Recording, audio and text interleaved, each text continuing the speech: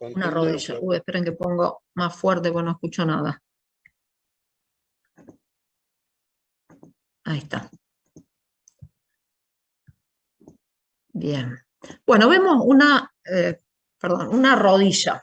A ver, ¿cómo les parece, hablando de artritis séptica, qué les parece que puede ser el cuadro clínico de presentación? O sea, ¿qué síntomas tiene un paciente que tiene una artritis séptica? Una artritis Puede ser séptica. Sí. dolor, tumefacción, Dolor. asimetría con la otra rodilla. Bien. Capacidad Dolor. funcional. Limitación en la movilidad. Fiebre. Perfecto. Síntomas Bien. generales también. Síntomas generales y fiebre, etcétera. Entonces, aumento de temperatura, eritema, aumento del tamaño, impotencia funcional, fiebre. Y acá tiene otra cosa el paciente. Ahí tiene alguna herida, una solución de continuidad. Uno podría pensar también que puede ser quizás una puerta de entrada, ¿no? Ahora vamos a hablar después de un poco de la fisiopatología de la artritis séptica. ¿Qué más? ¿Qué más dentro del interrogatorio? Vieron que yo insisto por ahí con los antecedentes del paciente cuando uno va a abordar a lo mejor una paciente que consulta justamente por fiebre, por dolor articular, por impotencia funcional, con una articulación, acá en este caso la rodilla, que se pone roja, caliente. ¿Qué más les interesaría? ¿Qué les parece? ¿Cómo pueden completar el interrogatorio, aparte Le de podemos preguntar si tuvo algún traumatismo o si tiene otra patología de base. trauma previo, patología de base? ¿Alguna ¿Cómo? cirugía? ¿Antecedente de alguna otra infección? Cirugía, otra infección en otra localización. ¿Qué más? Enfermedad reumatológica también. Enfermedad dentro de la patología de base, sobre todo si es alguna enfermedad reumatológica. ¿Lesión o infección cutánea? Si es un huésped inmunocomprometido, no escuché lo último. ¿Lesión o infección de piel? Bien, alguna lesión. ¿Cómo ¿Alguna tiró? lesión? ¿Qué podría ser lesión? Dijeron trauma. ¿Qué otra cosa puede tener aparte de trauma? Cirugía.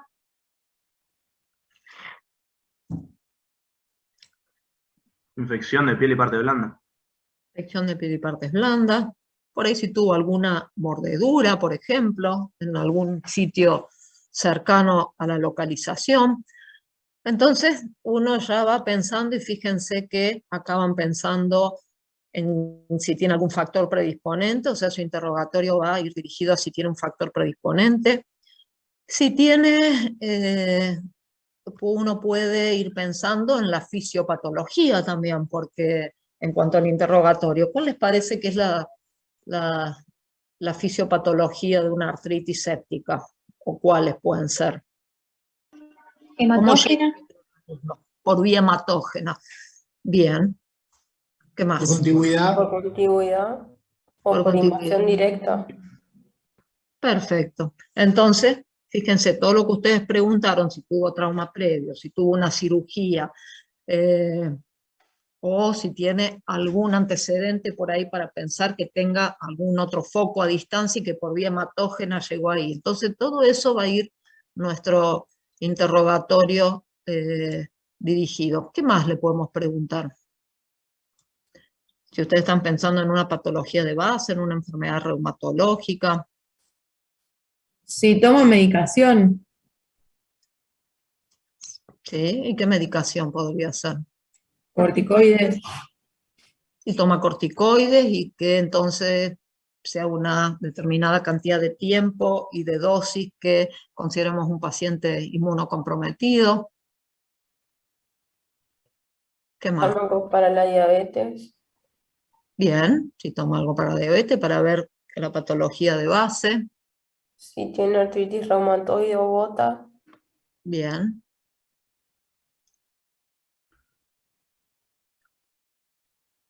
Hábitos sexuales por el hecho de la artritis gonocócica. Perfecto.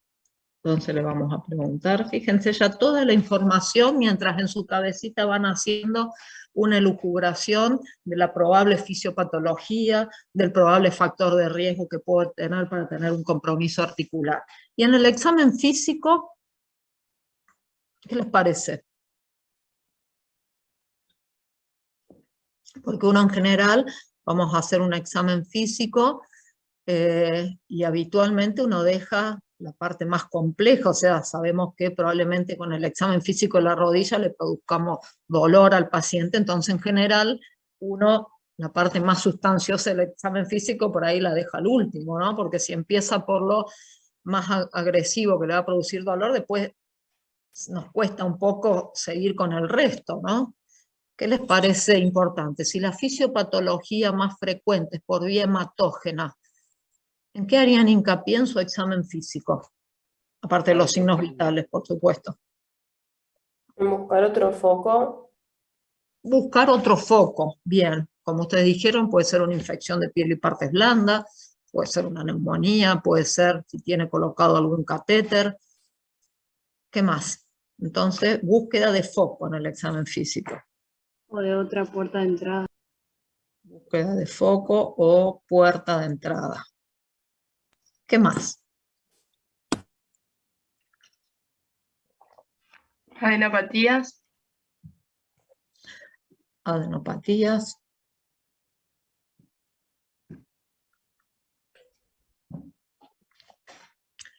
Determinar la extensión de la infección, si se puede.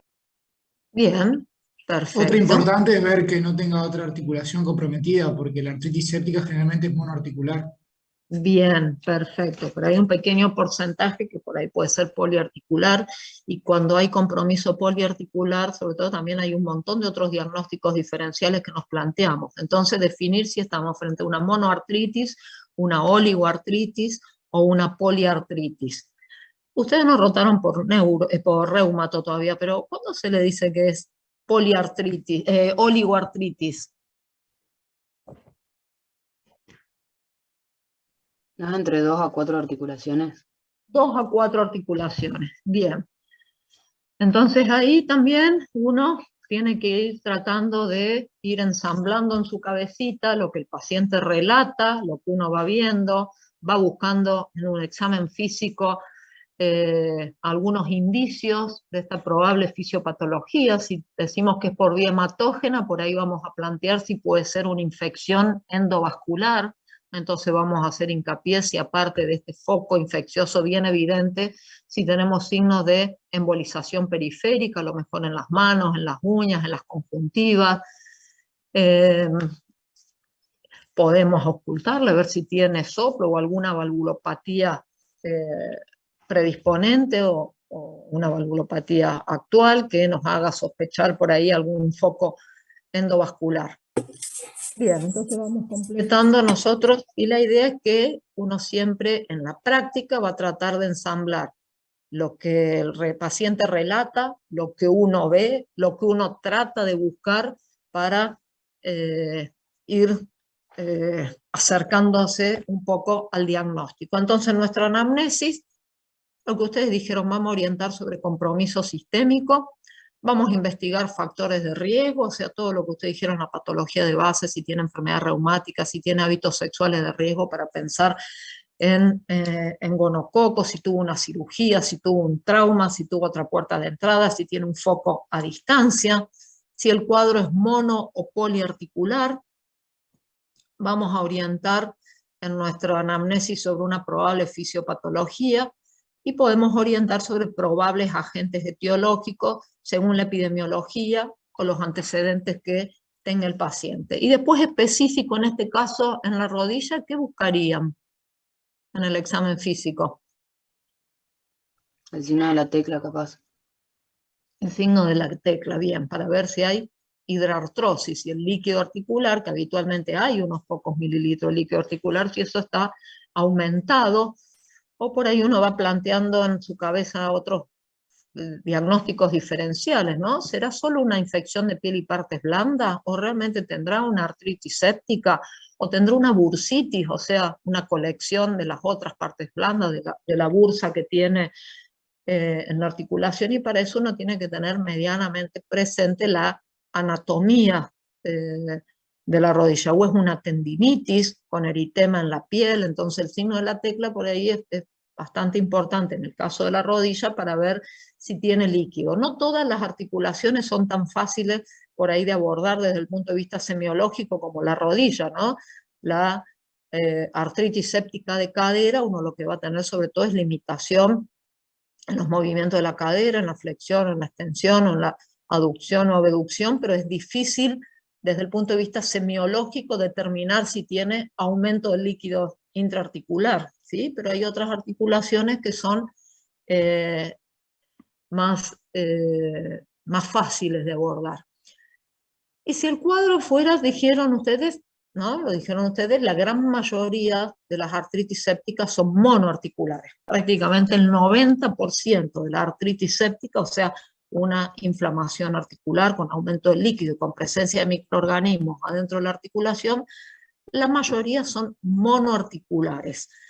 Pero hay un 10% que puede ser poliarticular u oligoarticular. ¿Cuáles serían por ahí los diagnósticos diferenciales cuando uno en el examen físico o en el interrogatorio y después corrobora en el examen físico que hay más de una articulación comprometida? ¿Qué se les ocurre como diagnósticos diferenciales?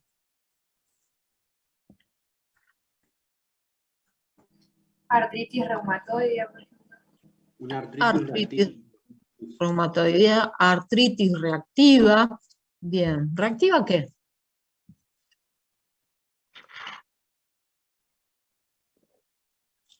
Lupus también. El lupus también. A ver, pero reactiva ¿a qué? ¿Qué tipo de infecciones suelen dar artritis reactiva? Se la escucha mal, profe.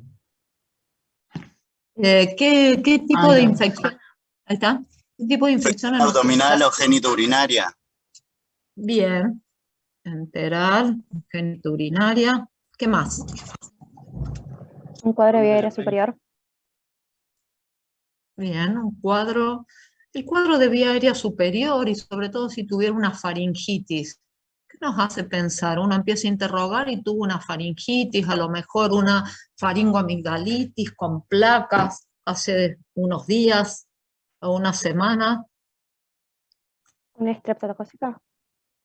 Una estreptocócica, ¿sí? Una infección estreptocócica que puede dar como complicación una patología que no la vemos tanto. Fiebre reumática, ¿sí? Algunos se acordarán bastante de la fiebre reumática por alguna materia previa. ¿Qué más? Síndrome de Reiter, profe. ¿Qué cosa? ¿Síndrome? Síndrome de Reiter, cuando te daban después de tener gonococo. Bien, síndrome de Reiter tiene una tríada clásica, el síndrome de Reiter, ¿te acordás? No. Uretritis, uveitis anterior y artritis. Uretritis, artritis y conjuntivitis. Bien. Entonces fíjense acá, tenemos como diagnósticos diferenciales, ¿no? Que por ahí sea una artritis séptica poliarticular. ¿Por qué? Porque si decimos que la fisiopatología es hematógena, por ahí podemos tener más de una articulación, así como hubo una siembra hematógena o una siembra secundaria en una grande articulación, podemos tener también en otra articulación. Vemos por ahí algunas localizaciones menos frecuentes. En endocarditis hemos visto localización en la articulación externo-clavicular, por ejemplo. Gonococo sabemos que nos puede dar dos tipos de cuadros distintos. Nos pueden dar una monoartritis séptica con gonococo en el líquido articular, o nos puede dar un cuadro de artritis dermatitis, que en general es más reactiva, con un componente de tendinitis importante, con rash cutáneo, con fiebre, etc., pero no la monoartritis típica bacteriana. O sea, nos puede dar, gonococo nos puede dar dos tipos de cuadro clínico, monoartritis séptica, o nos puede dar un síndrome que se llama artritis dermatitis, y que en general tiene compromiso de las articulaciones de la muñeca, de las pequeñas articulaciones de la mano, etc.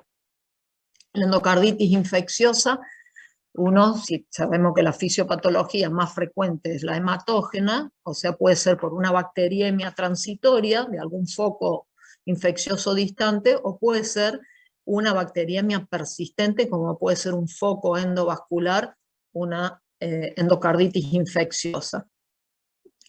Otro diagnóstico puede ser algunas infecciones transmitidas por garrapata, enfermedad de Lyme. Por ahí uno en anatomía patológica la estudia mucho, pero la verdad en la práctica yo nunca he hecho un diagnóstico de enfermedad de Lyme porque no tenemos epidemiología para esa garrapata, ¿no?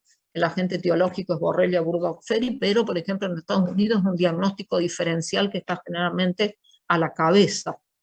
Después tenemos el compromiso en algunas infecciones virales de las articulaciones, como el virus de la hepatitis B, que muchas veces puede preceder a la sintomatología, e incluso en la evolución crónica de hepatitis B se puede manifestar con signos compatibles con artritis, la rubiola, parvovirus. ¿Se acuerdan cuando hablamos en la primera charla de historia clínica infectológica, el casito que les presenté, que parvovirus en el adulto se presenta muy distinto del niño? En el niño tenemos el eritema infeccioso,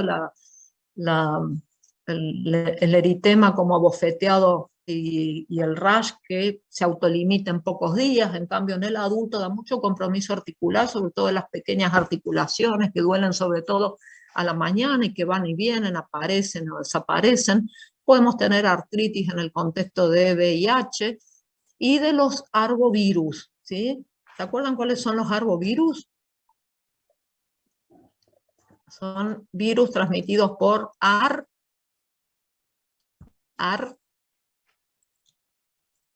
virus transmitidos por artrópodos, ¿no? Como pueden ser los transmitidos por mosquitos. Entonces tenemos ahí, ¿qué vamos a tener transmitidos por mosquitos?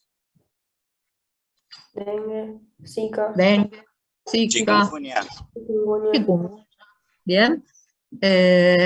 Y otros virus, hay un montón de otros arbovirus también transmitidos por mosquitos, todas las encefalitis. Acá en nuestro país tenemos epidemiología para encefalitis de San Luis, que se puede acompañar de artritis de origen viral, o todas las otras de esas. La fiebre hemorrágica, ¿no es cierto? Fiebre hemorrágica argentina.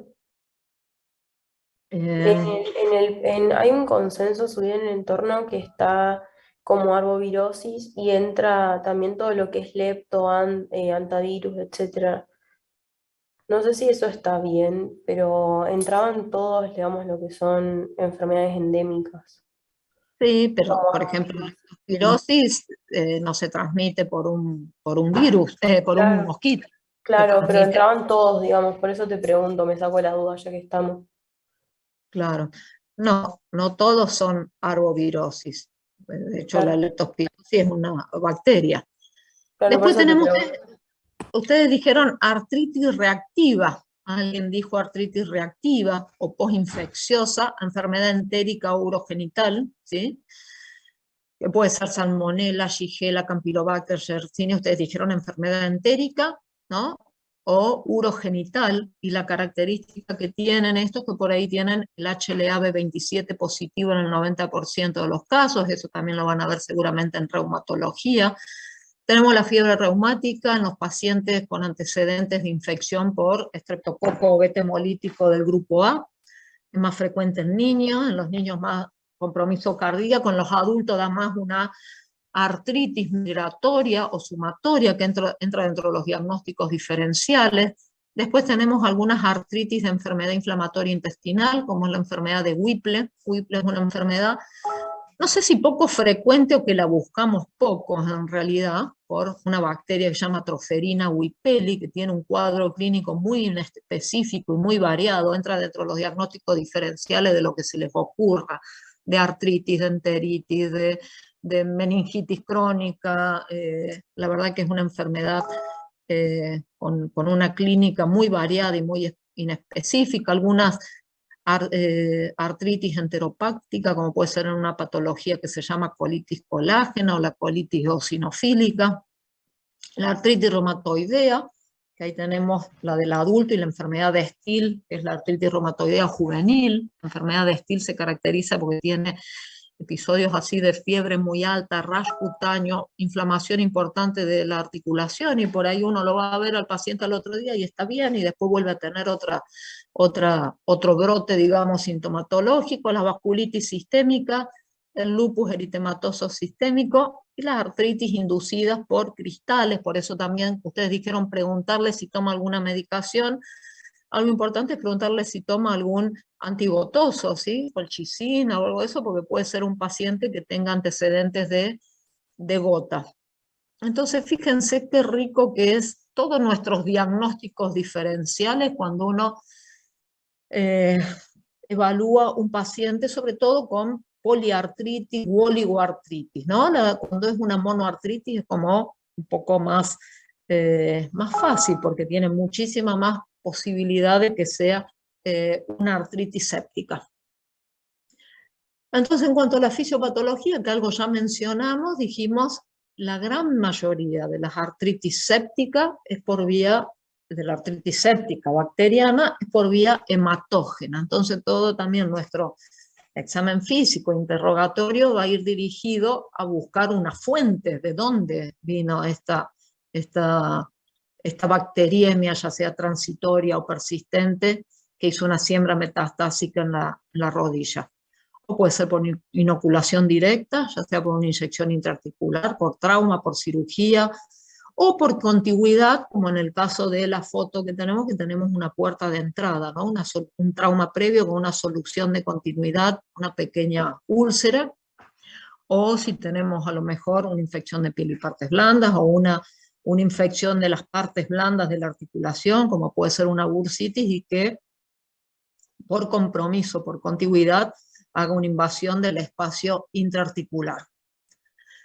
En cuanto a los factores de riesgo, fíjense que no hace falta que yo se diga, ustedes los dijeron, que tenga artropatía preexistente, por ejemplo, mencionaron la artritis reumatoidea, es una patología en la que los pacientes tienen muchas más posibilidades de hacer una artritis séptica, porque ya tienen una lesión de la articulación previa. Si tiene algún factor de inmunosupresión, buscamos si tiene condiciones que aumenten el riesgo de bacteriemia, o sea, si son pacientes que tienen adicción endovenosa, que tienen una invasión del endovascular persistente o frecuente, con por ahí agujas de origen no muy santo. Buscamos la presencia de endocarditis, de otras infecciones sistémicas, y un dato interesante como factor de riesgo es si tiene antecedentes de forunculosis recurrente, que uno pueda presuponer que son pacientes que están colonizados previamente por Staphylococcus aureus, ¿sí? Acuérdense que Staphylococcus aureus puede colonizar, es microbiota transitoria. Generalmente el estafilococo, que lo tenemos como una microbiota persistente, sobre todo sobre la piel, es el estafilococo coagulasa negativo, que no es un patógeno verdadero, salvo que en algunas situaciones específicas sí puede ser un patógeno, ¿no? En cambio, Staphylococcus aureus coloniza y generalmente puede producir infecciones. A punto de partida de la colonización. ¿Dónde coloniza Staphylococcus aureus? En la nariz puede ser. En la nariz, ¿dónde más? Por ahí en la zona de los pliegues cutáneos también. En la zona de pliegues cutáneos y en la faringe, ¿sí? En la nariz, en la faringe y en la zona de pliegues cutáneos. La edad también, por ahí los pacientes de adultos mayores tienen un poco más de riesgo, porque además pueden tener patología articular preexistente. El etilismo, más que el etilismo en sí, por ahí sería la hepatopatía crónica, que nos produce cierto grado de inmunosupresión y que nos puede hacer que el paciente tenga un riesgo preexistente aumentado a hacer un compromiso articular séptico. Bien, en cuanto a la microbiología, ¿qué les parece? ¿Cuál es el agente etiológico más frecuente de artritis séptica? El Staphylo aureus. Staphylo aureus. El Staphylococcus aureus, ¿no? Por lejos es el agente etiológico más frecuente. Y no se olviden que tenemos el Staphylococcus aureus, si es un paciente que viene de la comunidad, tenemos un Staphylococcus aureus meticilino sensible y con una emergencia creciente del Staphylococcus aureus meticilino resistente de la comunidad, ¿sí? Acuérdense que tiene algunas diferencias con el estafilococo intrahospitalario, que por ahí el METIR intrahospitalario va a tener otras características, va a tener una resistencia acompañante, va a ser de origen intrahospitalario, a lo mejor postquirúrgico, y el METIR de la comunidad en general es, en su mayoría, solo resistente a la oxacilina o a la cefalosporina de primera generación. Y no tienen los pacientes ningún antecedente de haber estado hospitalizados. Entonces, si tenemos que el más frecuente, vamos razonando, ¿no? Si el más frecuente es Staphylococcus aureus, y dentro de ellos tenemos una epidemiología creciente para el aureus METIR de la comunidad, vamos a pensar que dentro de nuestro tratamiento, si es empírico, nunca vamos a dejar de tener espectro para Staphylococcus aureus, ¿sí? Ahora, ¿vieron el jueguito que yo por ahí les hago? Y si tiene algún antecedente epidemiológico, ¿qué otra etiología podemos pensar? Por ejemplo, si tiene factores de riesgo para enfermedad de transmisión sexual. Gonococo. Sería gonorrea. Si tiene, a lo mejor es un paciente inmunodeprimido severo. Pseudomonas, por ejemplo. Pseudomonas podría ser, o bacilos gram negativos. Si es un paciente que es diabético y que tiene un pie diabético, con una colección o con una lesión de pie diabético. Y puede ser polimicrobiana. Bien, puede ser polimicrobiana, o podemos tener también enterococo, que puede estar implicado en el pie diabético, u otros bacilos gram negativos, el mismo Staphylococcus aureus. Bien, ¿qué más? Neumoniae también se podría pensar. También se podría pensar, no es frecuente la artritis séptica por Streptococcus pneumoniae, pero por ejemplo en el año 2008 o 2007, me parece, hicimos una presentación en el Congreso de SADI, que tuvimos así en 6 meses, 4 artritis séptica por Streptococcus pneumoniae, y no todos tenían neumonía, ¿sí? 3 pacientes tenían neumonía y 1 no. Tuvimos rodilla, tuvimos codo, tuvimos artritis séptica externoclavicular y eran 2 rodillas. O sea que también es poco frecuente, pero Streptococcus pneumoniae puede ser un agente etiológico de artritis séptica. Por ahí, si el paciente tiene una neumonía y tiene una bacteria neumococo, y lo más probable es que sea neumococo. Y si tiene, a lo mejor, a ver, una mordedura de perro, ¿cuál es el agente etiológico por ahí que es microbiota habitual de la dentadura del perro? ¿Pueden ser anaerobios? ¿Staphylo aureus? Puede ser Staphylo aureus, puede ser anaerobios, microaerófilos, y hay ¿Y una Pasteurella? Pasteurella multofida, ¿sí? Entonces, siempre haciendo este juego, Staphylococcus aureus es lo más frecuente, pero si el paciente tiene algún factor de riesgo específico para alguna bacteria en especial, lo vamos a tener que tener también en cuenta, como ser también brucelosis. La brucela puede tener compromiso articular, puede tener endocarditis, puede tener, vamos a ver después también que puede dar espondilodicitis, etc. Entonces, si es un paciente a lo mejor trabajador rural, que tiene factores de riesgo para brucela y que tiene un cuadro febril y con compromiso articular, también va a entrar dentro de nuestros diagnósticos diferenciales que podría ser, ¿no? Nunca vamos a dejar de tener presente el Staphylococcus aureus como el máximo exponente de la etiología de la artritis séptica.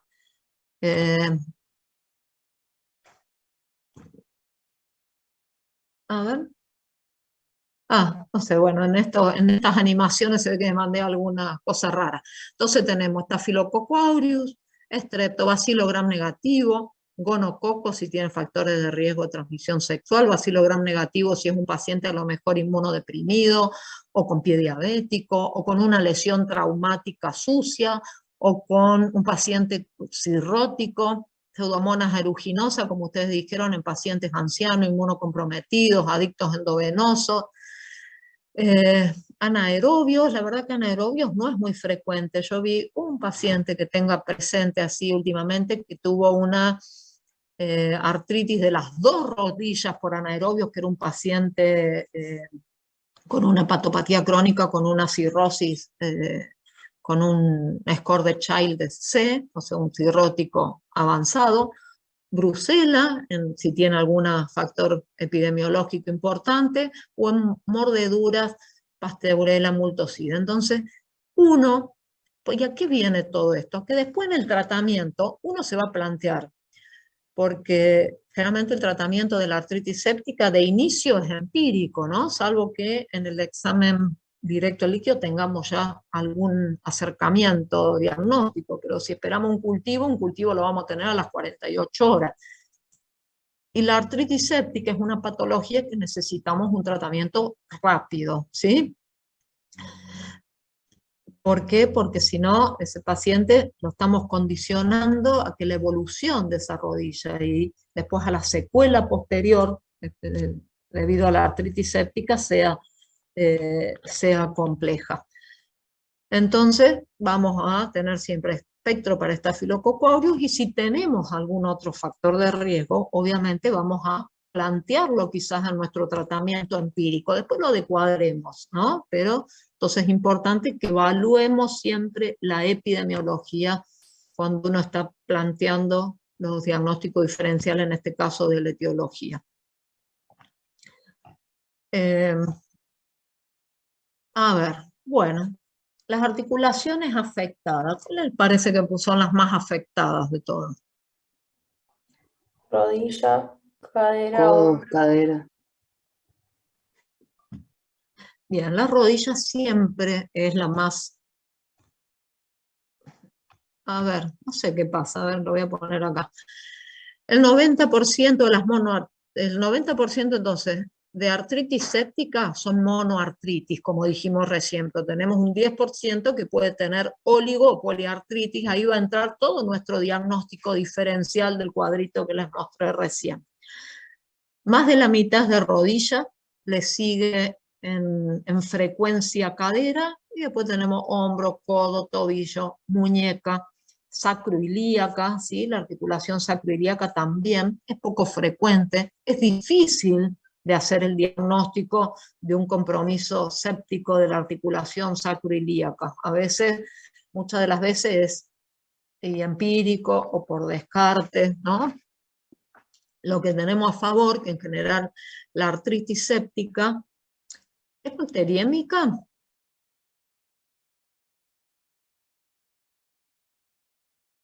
¿Las artritis sépticas son bacteriémicas? No, puede haber casos por virus y por hongos.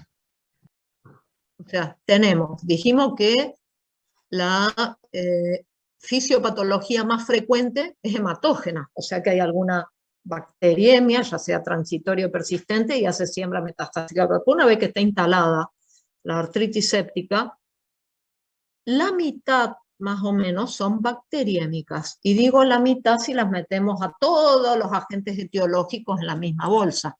Si hablamos de Staphylococcus aureus solito, por ahí tenemos más del 50% pueden ser bacteriémicas. Si hablamos de gonococo, mucho menos son bacteriémicas. O sea, entonces vamos pensando dentro de nuestro plan diagnóstico de métodos complementarios qué es lo que vamos a pedirle.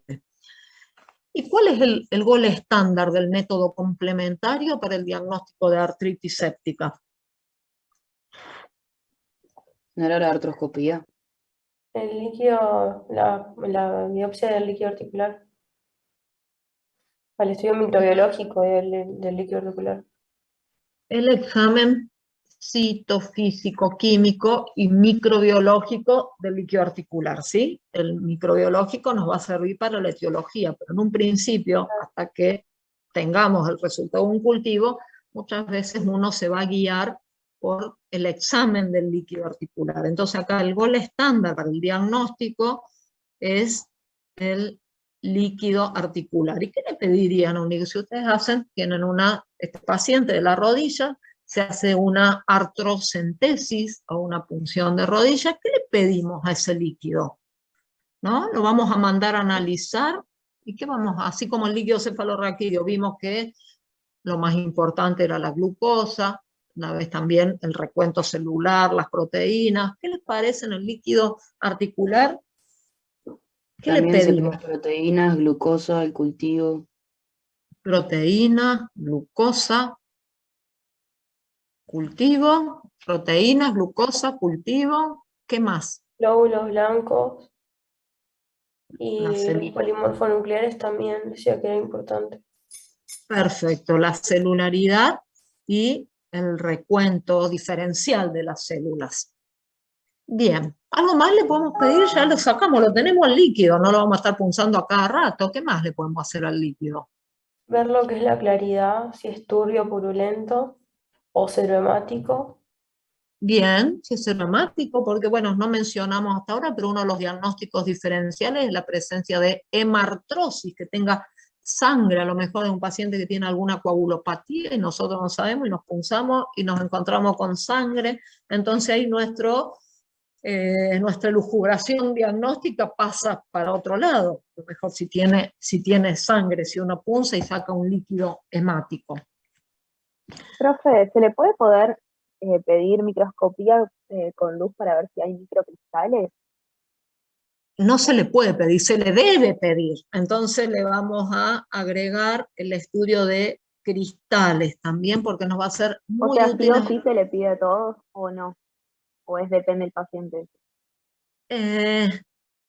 Mira, en general puede haber coexistencia también. Un paciente que tenga una articulación, un compromiso articular por cristales y que además tenga una artritis séptica. Si uno punza y es francamente purulento, en general no lo pedimos, ¿sí? En nuestro hospital es medio complicado porque no lo hace el laboratorio, lo tenemos que derivar. Pero si el líquido, el examen citofísico-químico no es francamente compatible con una artritis séptica, uno debería hacerlo siempre, ¿sí? Para este planteo de diagnósticos diferenciales. Entonces tenemos que puede salir pus franca, independientemente de que salga pus franca, lo vamos a hacer analizar, porque a veces puede estar turbio por las proteínas, o puede estar turbio por sangre, no solo porque haya sangre de articulación, sino porque uno tuvo una punción media dificultosa, y entonces vino medio sanguinolenta la muestra. Es de buena práctica en general también hacer cristales, si uno no tiene francamente evidencias de que es una artritis séptica. Esperen.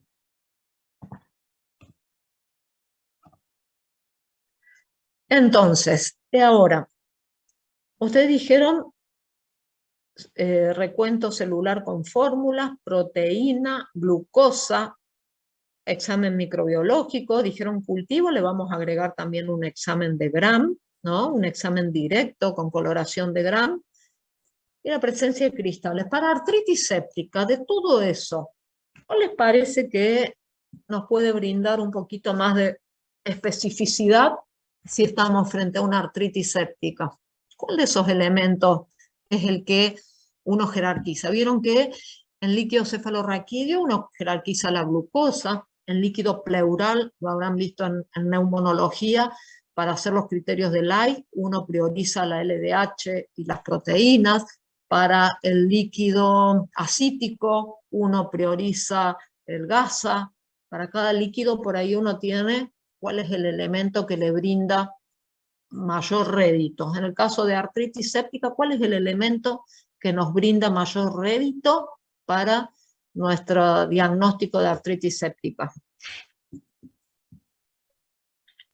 El Gram. Sí, Yo diría el obvio. cultivo.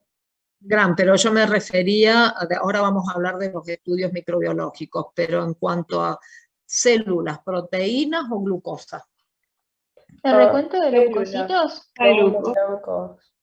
El recuento de leucocitos, si uno prioriza mucho para su elucubración diagnóstica, el recuento de leucocitos y la celularidad.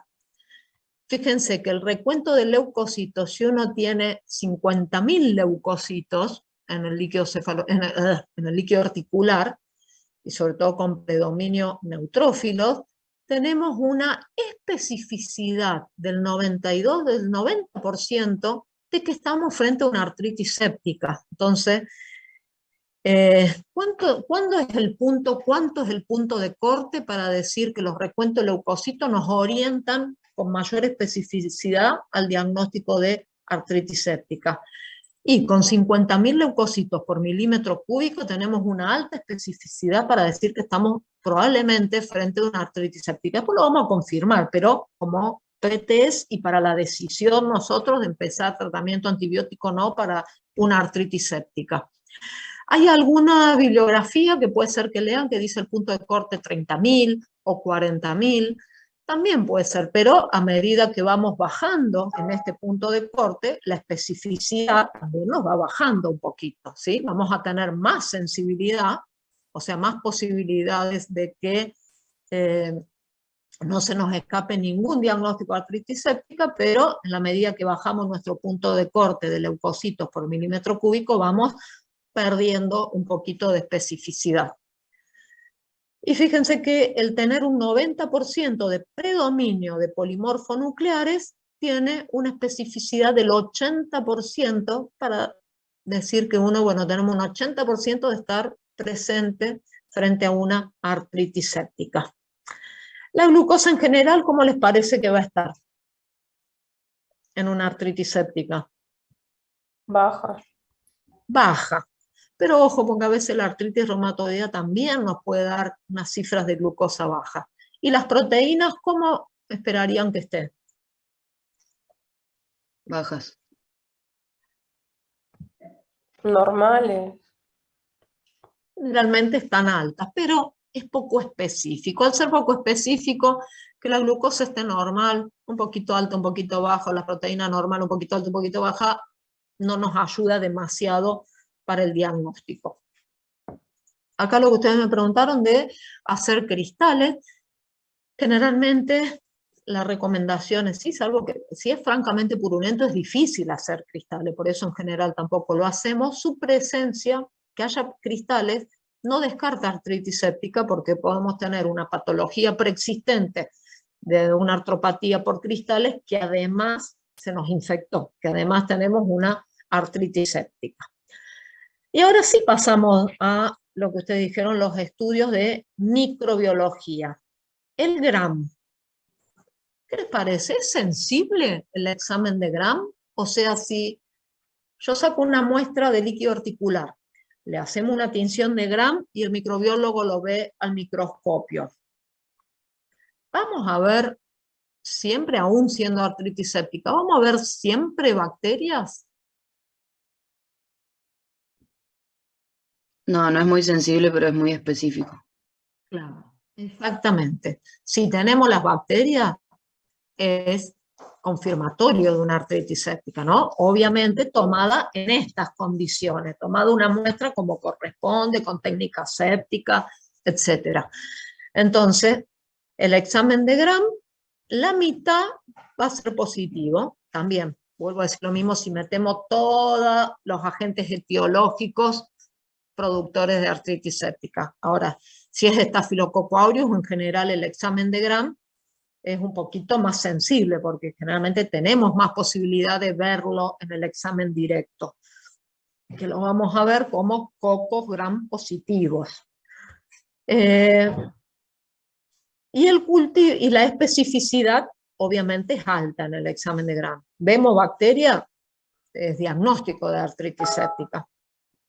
Y el cultivo, ¿qué les parece? ¿Es específico? Si nos cultiva, nos informan del laboratorio de microbiología, te creció una bacteria en el líquido articular. ¿Es específico? Y sí, profe, a menos que se contamine la muestra. Sí, es específico, es específico. Y la sensibilidad sin antibiótico previo también es muy alta. Es muy alta la sensibilidad y también puede variar de acuerdo al germen. Estafilococo aureus es el que más probablemente nos crezca. Por ahí si tenemos algún otro agente etiológico es más difícil que nos crezca, pero en general la sensibilidad es altísima, supera el 85, el 90%. Ahora, si el paciente tiene antibiótico previo, ahí nos puede bajar la sensibilidad. Entonces, el paciente por ahí que tiene antibiótico previo, podemos optimizar la posibilidad de que nos crezca si lo ponemos en frasco de hemocultivos, ¿no? Acuérdense que el frasco hemocultivo tiene un líquido rico en nutrientes para las bacterias, entonces podemos optimizar la documentación microbiológica. Pero a pesar de que lo pongamos en un frasco hemocultivo, siempre vamos a dejar líquido aparte para poder hacer un gram, ¿no? Porque el gram lo vamos a hacer con esto, con el líquido articular que estamos sacando. Y siempre vamos a realizar hemocultivo porque dijimos que es frecuente la presencia de bacteriemia, además a punto de partida de la articulación. Y esto tener en cuenta lo que les decía, que hay algunos agentes etiológicos en que la sensibilidad de los estudios de cultivo y de gram es menor, como puede ser en gonococo. A ver, vamos a los métodos de imágenes. ¿Son útiles los métodos de imágenes en artritis séptica? ¿Los utilizamos o no? ¿Qué les parece?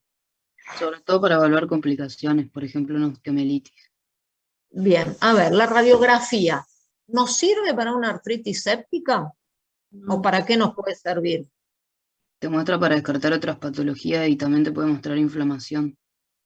Bien, perfecto. O sea, si hay a lo mejor alguna osteomielitis previa, ¿no? No ahora del cuadro agudo, porque para demostrar erosiones óseas en un compromiso óseo uno necesita la evolución de por lo menos alrededor de unos 20 días. O sea que sí tiene algo preexistente. Entonces, puede evidenciar artropatías preexistentes, pero en realidad no es de utilidad para el diagnóstico específico de artritis séptica.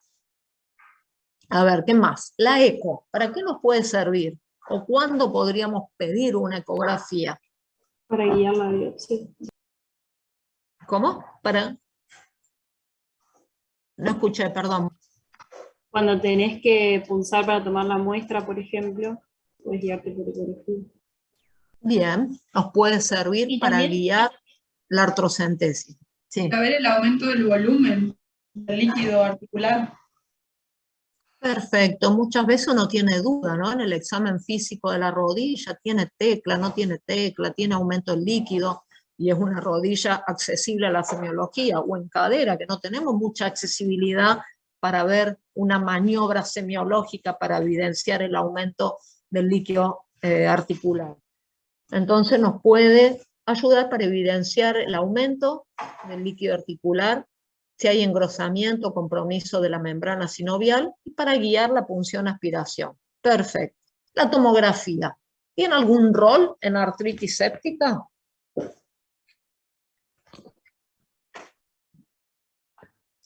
¿Para qué pediríamos una tomografía? ¿O en qué situación pediríamos?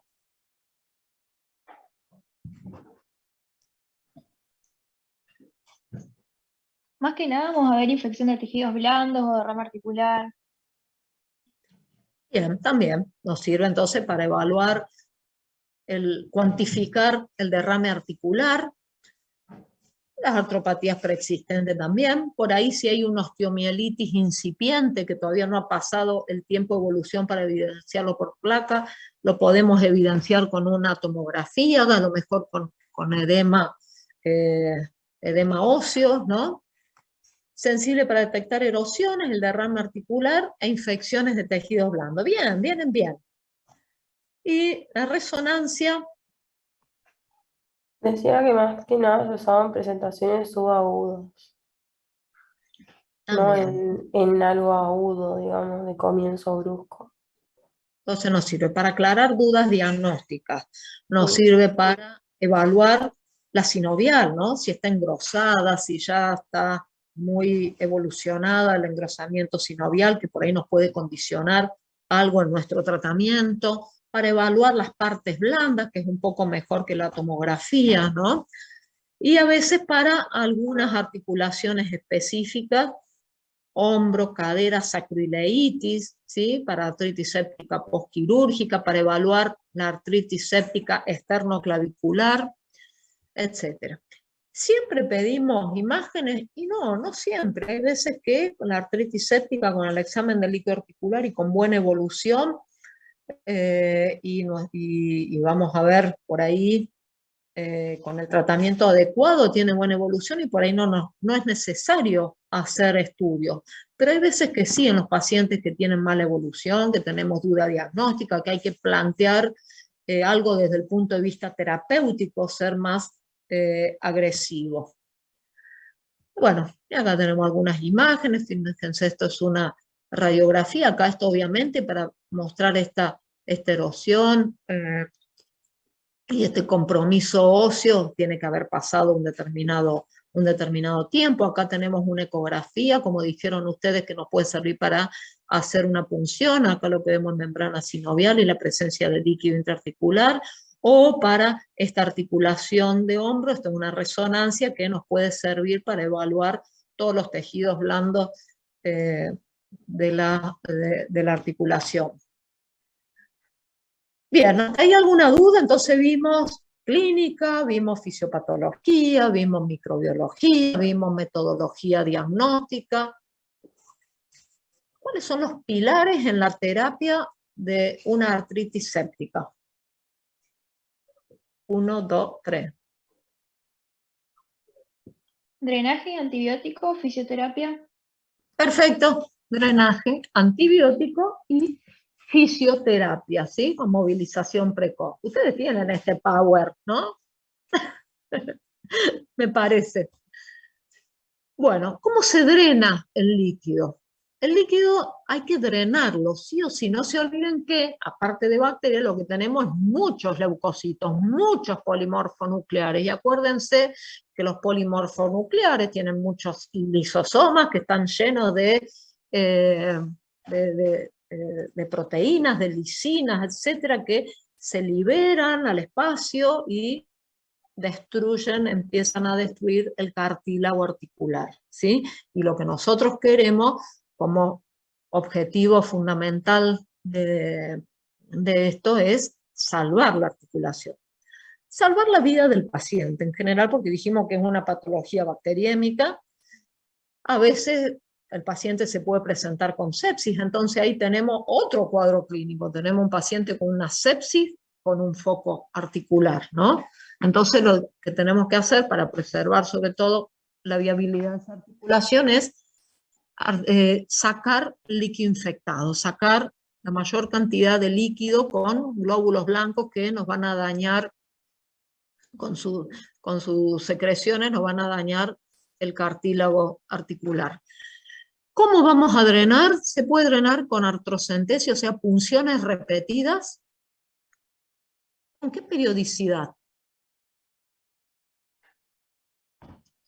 Dice que pueden ser 1 a 2 por día y tienen que ser un total de 5 a 7, pero que ya generalmente no se hace y por eso se eligió hacer lo que es la artroscopía como tratamiento de primera elección. Bien, perfecto. 1, 2 por día, las que sean necesarias, ¿sí?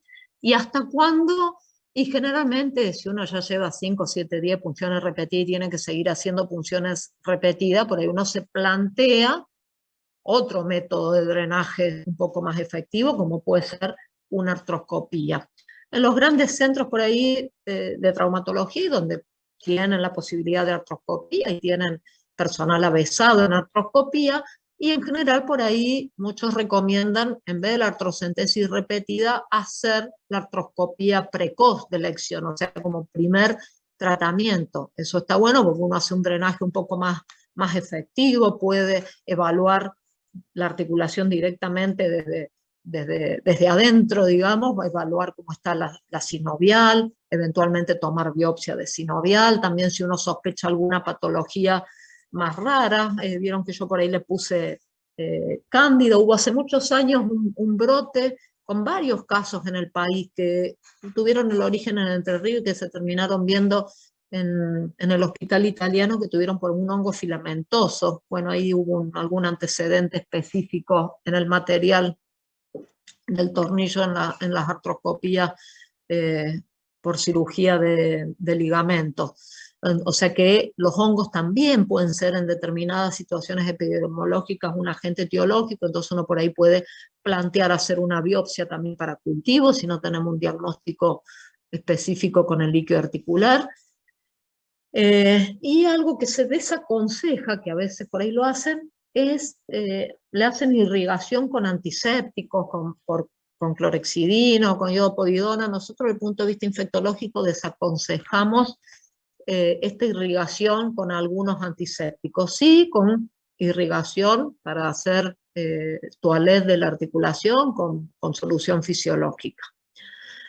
A veces una forma también de drenaje, sobre todo cuando no tiene buena evolución a pesar o de la artrocentesis repetida o de la artroscopía, y si ya avanzado de está en un estado persistente o avanzado con gran compromiso de la sinovial y que hay que plantear sinovectomía, se puede hacer una artrotomía, o sea, una cirugía a cielo abierto, ¿sí? Por ahí si la artroscopía no ha sido suficiente o no es posible, o está en un estadio avanzado. Pero bueno, el concepto que les tiene que quedar a ustedes, que es el drenaje, por la vía que sea, artrocentesis repetida, artroscopía, o eventualmente plantear si requiere una artrotopía. Antibióticos, que ahora vamos a hablar un poquito más detenidamente, y la movilización precoz, ¿sí?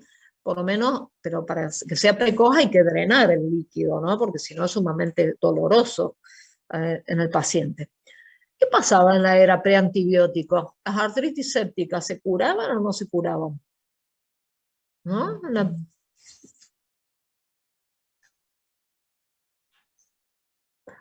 Muchas de ellas se curaban, ¿no? No todos los pacientes hacían bacteriemia, sepsis y se morían, pero se curaban y quedaban con una pata de palo. ¿Por qué? Porque perdían la función articular, ¿sí?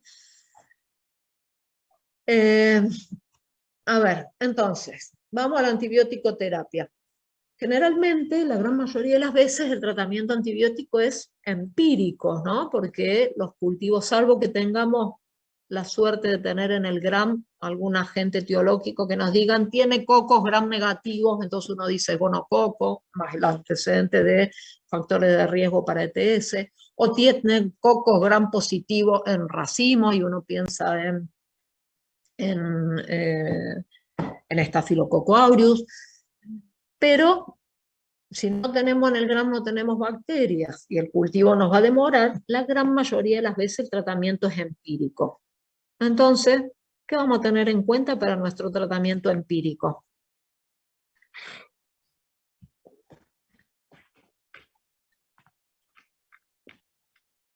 ¿La epidemiología? La epidemiología y la frecuencia, ¿sí? Sabemos que el más frecuente es estafilococo, o sea que eso quiere decir que no vamos a dejar de tener nunca espectro para Staphylococcus aureus, y como tenemos el METIR de la comunidad en creciente, lo vamos a considerar, y le vamos a agregar otras cosas, como vos dijiste, según la epidemiología, ¿sí? Entonces, en general, en artritis séptica, el tratamiento empírico inicial va a ser endovenoso, porque estamos hablando de una patología de jerarquía y con un 50% de posibilidad de que esté haciendo bacteriemia. Entonces vamos a dar tratamiento endovenoso, vamos a considerar la epidemiología local para Staphylococcus aureus meticilino resistente, entonces vamos a usar en el tratamiento empírico inicial vancomicina, y se recomienda también agregarle cefalotina. ¿Por qué? Si con la vancomicina también tenemos espectro para el METIS, ¿qué les parece? ¿Por qué le damos cefalotina y no solo vancomicina? No es tan viejo esto es bastante una recomendación dentro de todo bastante nueva. Agregamos ¿Tiene más cefalotina, actividad bactericida? más actividad que se cortó, no te ¿Bactericida? escuché. Exactamente, porque tiene para el Staphylococcus aureus meticilino sensible el tratamiento antibiótico de elección con mayor actividad, superior su actividad bactericida a la vancomicina, cefalosporina de primera, cefalotina. Entonces, como sigue existiendo la Staphylococcus aureus metiese, se recomienda dar tratamiento combinado con la mejor opción bactericida para cada uno, ¿sí? Para metiese y para el METIR. Y ahí ese va a ser nuestro núcleo central del tratamiento. Y ahí le vamos a agregar ceftriaxona, si hay sospecha de gonococo o de infección por bacilo gram negativo, porque el paciente tiene algún factor de riesgo para eso, o una cefalosporina, en vez de ceftriaxona puede ser ceftazidima con actividad antiseudomonal, si hay un paciente que tiene factores de riesgo, adicción endovenoso, añoso, etc. Y después vamos a adecuar según el cultivo y antibiograma. En general, no damos tratamiento empírico para anaerobios, porque es muy infrecuente, salvo que tengamos alguna otra situación, que a lo mejor el paciente tiene bacteriemia por anaerobios, y bueno, en ese caso. Pero habitualmente nuestro tratamiento empírico no lo consideramos, salvo que tengamos algo muy específico para darle también espectro para anaerobios. El tratamiento va a ser endovenoso inicialmente y vamos a definir cuánto tiempo endovenoso de acuerdo a si tiene bacteriemia y de acuerdo a la evolución. Y el tiempo aproximado de tratamiento de una artritis séptica es 3 semanas, pero vamos a tener en cuenta la negativización de los cultivos. Como dijimos que tenemos que hacer, si sigue con líquido, hacer drenaje repetido. En cada drenaje que tengamos que hacer, porque la evolución va media subóptima, vamos a cultivar y vamos a contar siempre 3 semanas desde que nuestro líquido articular es negativo. Y acá esta llamadita que tengo, que en general cuando hacemos diagnóstico de gonococo, empíricamente, habitualmente, le hacemos tratamiento también para clamidia. ¿Por qué? Porque la coinfección de gonococo y clamidia es alta.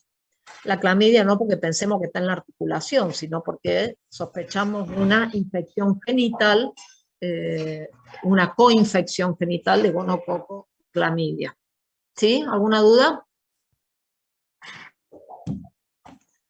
Los no. A ver, a los no, que por ahí los vemos frecuentemente.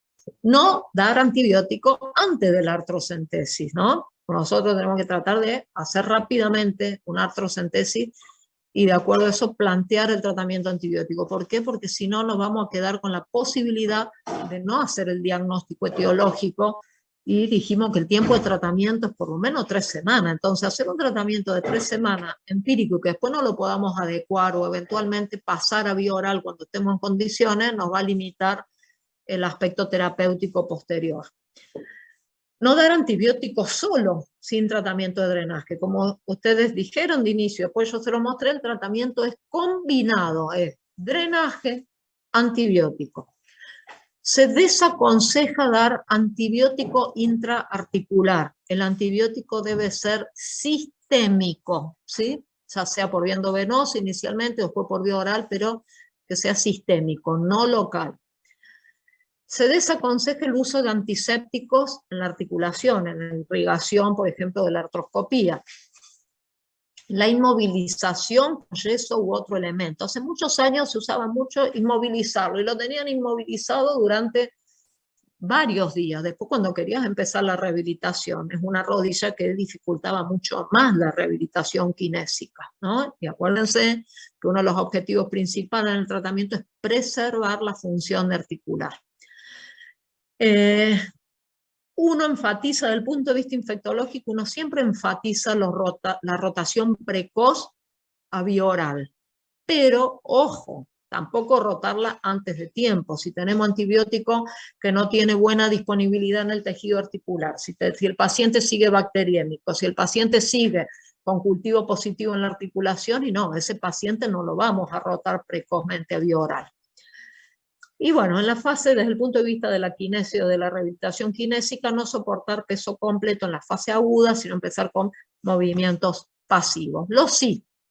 Artrocentesis diagnóstica y terapéutica tiene doble función. La evacuación del líquido es diagnóstico y es terapéutico ante los antibióticos, drenar las veces que sea necesario, en lo posible y de acuerdo a la disponibilidad del centro y al personal de trauma que haga artroscopía precoz, antibiótico con buena biodisponibilidad en el sitio de acción en la medida de lo posible. Digo en la medida de lo posible porque a veces tenemos gérmenes multiresistentes o con alguna resistencia especial y tenemos opciones que no tienen una buena biodisponibilidad en el sitio de acción, y fisioquinesioterapia precoz y progresiva. ¿Alguna pregunta hasta acá? Mientras voy pasando unas fotitos. Acá vemos un codo. Acá el diagnóstico más frecuente en codo es las bursitis de codo, las bursitis séptica, o sea, las colecciones de pus en la bursa y sin compromiso articular. Ahí sí nos sirven bastante, no solo la clínica, el examen físico, sino también las imágenes. Este es un paciente, bueno, que tenía una artritis de la articulación metacarpofalángica. En realidad este es un paciente con una bacteriemia por Staphylococcus aureus metiere, que tenía una artritis séptica de codo, de las articulaciones chiquitas estas, y además tenía, ese paciente es el que van a ver después con una artritis séptica esternoclavicular, de tobillo, y fíjense, bueno, este es el paciente de la mano que tenía, y acá vamos a ver la evolución, una siembra hematógena en esta articulación, que es sumamente compleja para el drenaje, porque es una articulación no móvil. Y fíjense cómo evolucionó hasta que hizo una gran colección de pus que hubo que hacer una cirugía bastante agresiva para drenaje y limpieza de esta articulación. ¿Cómo se caracteriza? Bueno, por eritema y dolor en la zona adyacente a la articulación. Bueno, ¿hasta acá alguna pregunta de artritis séptica? ¿Algo que les haya quedado en el tintero, que se les ocurra? ¿Están despiertos todos? Bueno, vamos a ver cómo Profe, estamos de yo tengo tiempo. una consulta. Sí. En el consenso de SADI hablaba de infecciones por virus. ¿Son frecuentes? Infrecuentes? O sea, asumo que son infrecuentes porque ni las mencionamos, pero bueno. ¿Con virus adentro de la articulación? Ajá, artritis séptica por infecciones virales hablaba.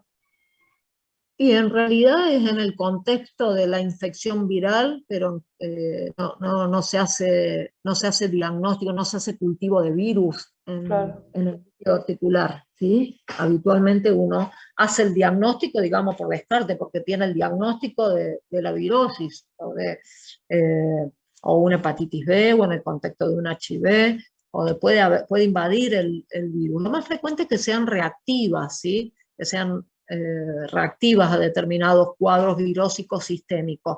Pero bueno, puede haber, pero en general uno lo asume en el contexto de la virosis, pero de rutina, bajo ningún aspecto, le hacemos cultivo viral al líquido articular, ¿sí? Se descarta la bacteriana y se enfatiza en el diagnóstico de la virosis, que generalmente la gran mayoría de las veces es serológico. Entonces queda como en el contexto, ¿sí? Ok, y el tratamiento en ese caso sería, digamos, el drenaje de la articulación. El drenaje, sí, eventualmente, pero en general no tienen reproducción de líquido importante como para que hagamos drenaje repetido. Y el líquido tiene pocas células, o sea que no es demasiado, no es dañino, tiene restitución ad integrum.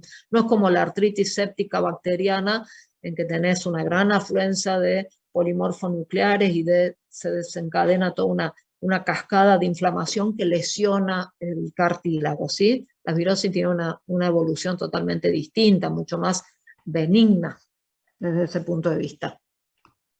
Gracias. Bueno, ahora tenemos dos casitos clínicos que quiero remarcar algunas diferencias. Lo que más vemos en adultos, es poco probable que veamos en adultos osteomielitis, así como entidad sola de osteomielitis, salvo en las osteomielitis del cuerpo vertebral. Lo que más vemos en la práctica diaria son infecciones relacionadas a procedimientos quirúrgicos, básicamente a procedimientos quirúrgicos cuando hay implantación de material de osteosíntesis, o sea, de un cuerpo extraño, un clavo, una placa, tornillos, etcétera, ¿no? Entonces acá tenemos un paciente de 32 años con antecedente de fractura de fémur, no expuesta. ¿Es importante el antecedente si es expuesta o no es expuesta? ¿Qué le parece? ¿Nos cambia desde el punto de vista infectológico? Sí, por los microorganismos que pueden estar presentes en la lesión. Bien, puede ser. ¿Qué más? ¿Qué les parece que tiene más riesgo de infección futura? ¿Una fractura que fue expuesta, o sea que atravesó, rompió la solución de continuidad de la piel, quedó expuesta al exterior, o una fractura cerrada? La expuesta tiene más riesgo. La expuesta tiene más riesgo. Y tiene tanto más riesgo que una fractura expuesta condiciona dos cosas. Por un lado, dos medidas preventivas, digamos, o dos medidas sí, para disminuir el riesgo de infección futura. Una es toda fractura expuesta, y eso lo deben haber visto el año pasado en cirugía, tiene indicación de una toalette mecánica quirúrgica, ¿sí? Una toalette, una agresiva toalette, una limpieza del hueso que quedó expuesto al ambiente. Y no es en cualquier momento, idealmente es dentro de las 6 horas de la exposición del hueso. Si se hace esta toalette dentro de las 6 horas, se minimiza en forma importante el riesgo de infección. Entonces, toalette mecánica quirúrgica, precoz y agresiva, ¿sí? Eso por un lado. Y toda fractura expuesta también lleva un antibiótico profilaxis. Dentro del uso de antibióticos, ustedes saben que nosotros tenemos antibiótico para tratamiento y a veces lo usamos para profilaxis. Esta es una de las indicaciones de profilaxis antibiótica. Lo que nos va a variar es de acuerdo al tipo de fractura, ¿sí? Hay alguna vieja clasificación de las fracturas expuestas, depende si es puntiforme, si es más importante, o si es una herida sucia, etcétera. A las fracturas que son más leves les damos una cefalosporina de primera, y a las fracturas que son más importantes, por ahí le damos tratamiento combinado, cefalotina más un aminoglucósido, ¿sí? Pero entonces que les quede el concepto de que fractura expuesta, para minimizar el riesgo de infección, dos actitudes que debe tener el médico: toalette, mecánica quirúrgica, y antibiótico terapia profilaxis. Bueno, no expuesto, pero nos vino bien para charlar de estas cositas. No expuesto porque se cayó, no sé, estaba en la escalera, se cayó. Lo operaron, le pusieron material de osteosíntesis, de acuerdo al tipo de fractura meritaba una cirugía con osteosíntesis. Evoluciona favorablemente en el postoperatorio inmediato, viene bien, no tiene fiebre, la herida viene evolucionando bien, pero a las 3 semanas el paciente se fue a la casa y vuelve, tiene fiebre y dehiscencia de la herida quirúrgica y secreción de material purulento. ¿Cómo podemos ponerle nombre a esta situación? ¿Qué les parece? ¿Cómo se llama eso? ¿Infección de qué? Y parece una infección de la herida quirúrgica. Bien, es una infección en general en la jerga médica más querida. Desde el año 92 a todas las infecciones quirúrgicas se las denomina infección del sitio quirúrgico, ¿no? Se adoptó esta denominación porque herida quirúrgica es como que hace alusión solamente a la herida superficial, a lo que uno hace con el bisturí inicialmente. Sitio quirúrgico porque de ese modo uno los clasifica en infección de sitio quirúrgico superficial, profunda o de órgano espacio. Entonces, una infección de sitio quirúrgico. Y le podemos seguir agregando adjetivos en este caso. Es una infección de sitio quirúrgico relacionada a material de osteosíntesis. ¿no? Porque tenemos un material, un cuerpo extraño, que eso nos da otra categoría importante. Y tiene 3 semanas desde la cirugía. Entonces, en cuanto al tiempo, también lo podemos adjetivar si es precoz o si es tardía. En general, si la infección de sitio quirúrgico relacionada a material de osteosíntesis que se produce dentro del primer mes, se llama precoz. Y si es más allá de ese tiempo, se lo llama tardía. Y esto es importante porque nos condiciona conductas después diagnósticas y o terapéuticas distintas, ¿no? Entonces, en presunción diagnóstica es una infección de sitio quirúrgico relacionada a material de osteosíntesis precoz, porque está dentro del mes. ¿Cómo les parece que es el abordaje diagnóstico de esto? Que en realidad es un abordaje diagnóstico y terapéutico. ¿Qué tenemos que hacer?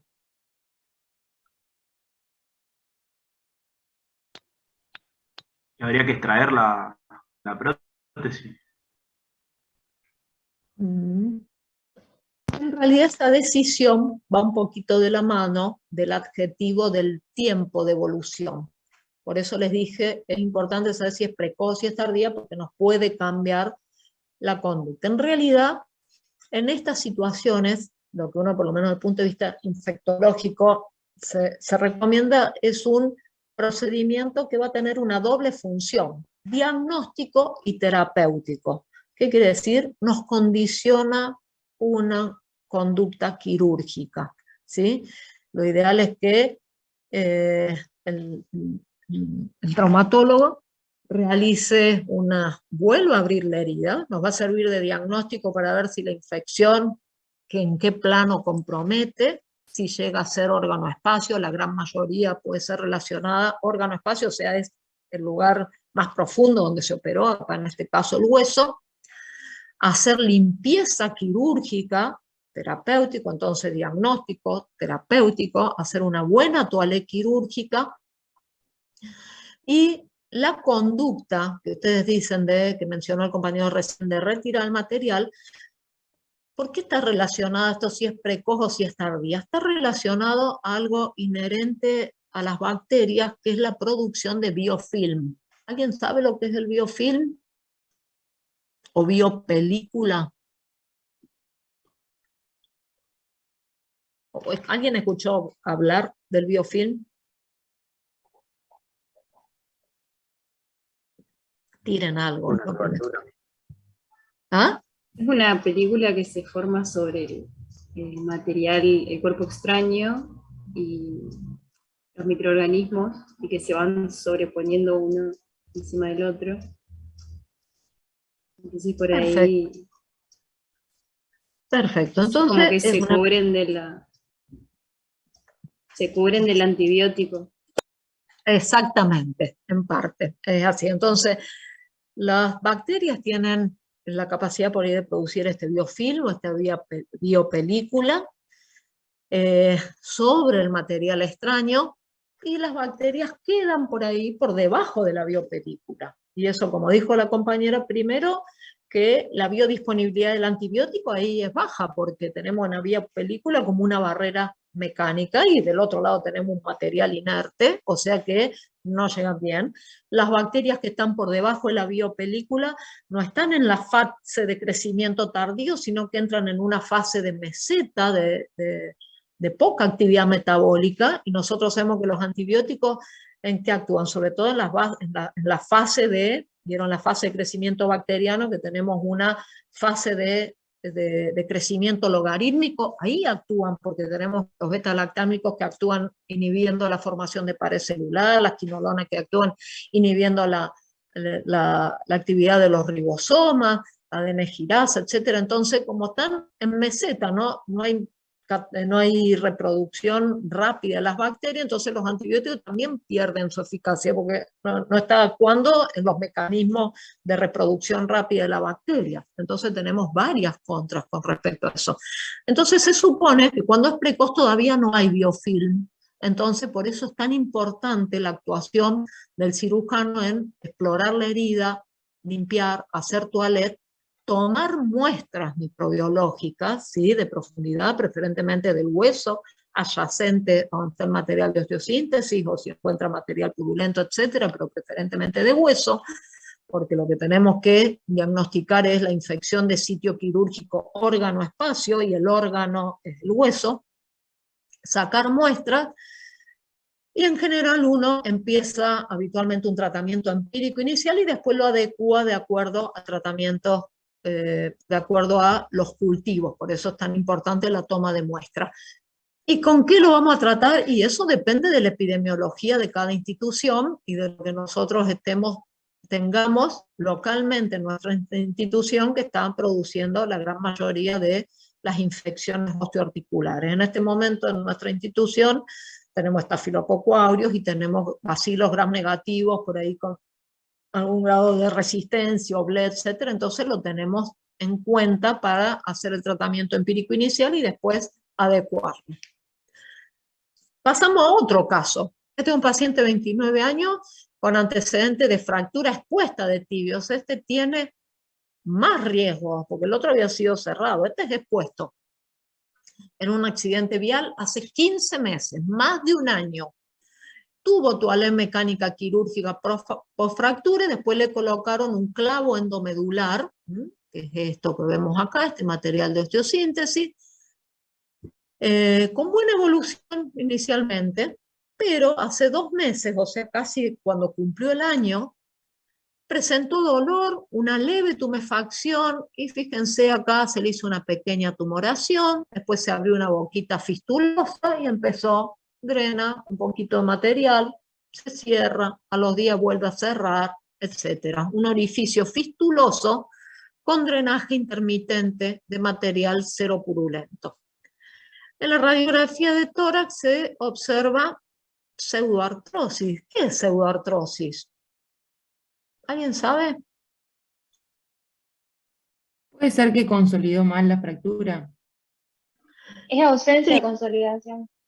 Es ausencia de consolidación, o sea, no consolidó, ¿no? Es una falta de consolidación de una fractura, depende por ahí del tiempo, hay un tiempo estipulado en que se forma el callo óseo y una fractura se consolida, ya sea porque tiene un yeso, porque tiene, en este caso, un material de osteosíntesis, qué sé yo, 3, 4 meses, por ahí depende también de la salud ósea del paciente, de la edad, etcétera, pero hay un tiempo bastante estipulado. Pero hay veces que hay retardo en la consolidación, que se consolida un poquito en mayor tiempo del habitual, y cuando ya pasa un determinado tiempo, 6 a 8 meses, y no consolida, se denomina pseudoartrosis, ¿sí? La pseudoartrosis, en este caso, hay un porcentaje importante, yo les diría más del 50%, que es de etiología infecciosa, o sea, no consolida porque hay algún proceso infeccioso,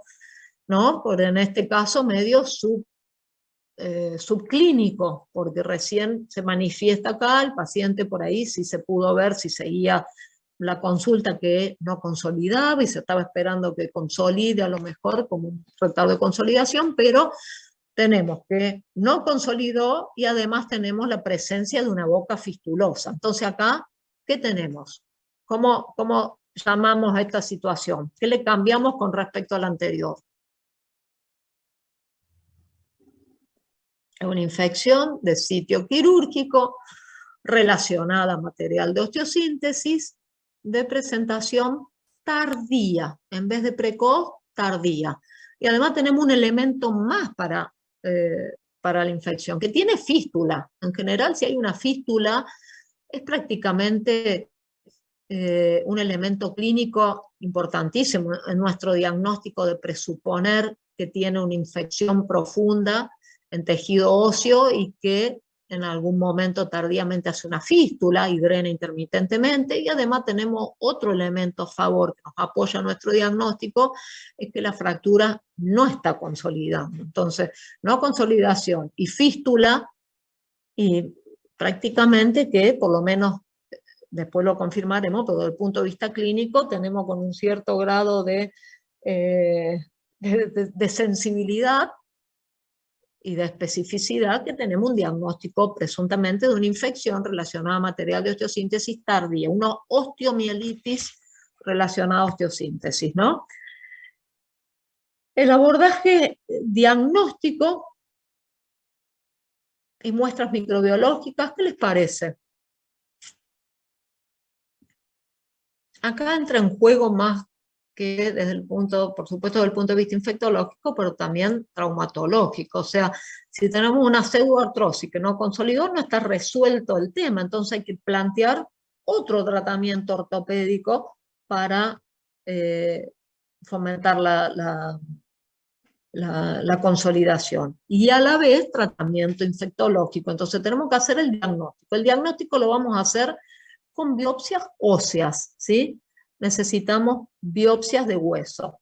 Hay veces que se hacen las biopsias antes, como por ahí para ir teniendo una aproximación microbiológica y después cuando se decida la conducta traumatológica ya tener documentado el germen, o directamente es un paciente que se puede plantear retirar el material de osteosíntesis, en ese acto quirúrgico tomar las muestras microbiológicas y eventualmente ver cómo se va a resolver esto, hacer una buena toilette quirúrgica de los extremos acá de la no consolidación, de la pseudoartrosis, hacer toilette porque uno presupone que está infectado y bueno, y ahí también se verá si la alternativa es un tutor externo o una nueva osteosíntesis en un tiempo, en un segundo tiempo, etc. Pero en general, tardía y más con pseudoartrosis, el tratamiento es retiro del material de osteosíntesis. Fíjense la diferencia entre un abordaje y el otro, ¿no? Entonces, si es precoz, conservación del material y toilette quirúrgica agresiva y precoz. Acá, aparte tenemos el elemento de pseudoartrosis que no ha consolidado, entonces tenemos una conducta quirúrgica de toilette, pero también de retiro del material y plantear otra alternativa traumatológica, ¿sí? Esto generalmente, este tipo de infecciones óseas son las que más vemos en la práctica diaria, por lo menos en la internación, ¿no? A diferencia de los chicos que hacen más osteomielitis no relacionada a material de osteosíntesis en el contexto a lo mejor de alguna bacteriemia. ¿Alguna pregunta?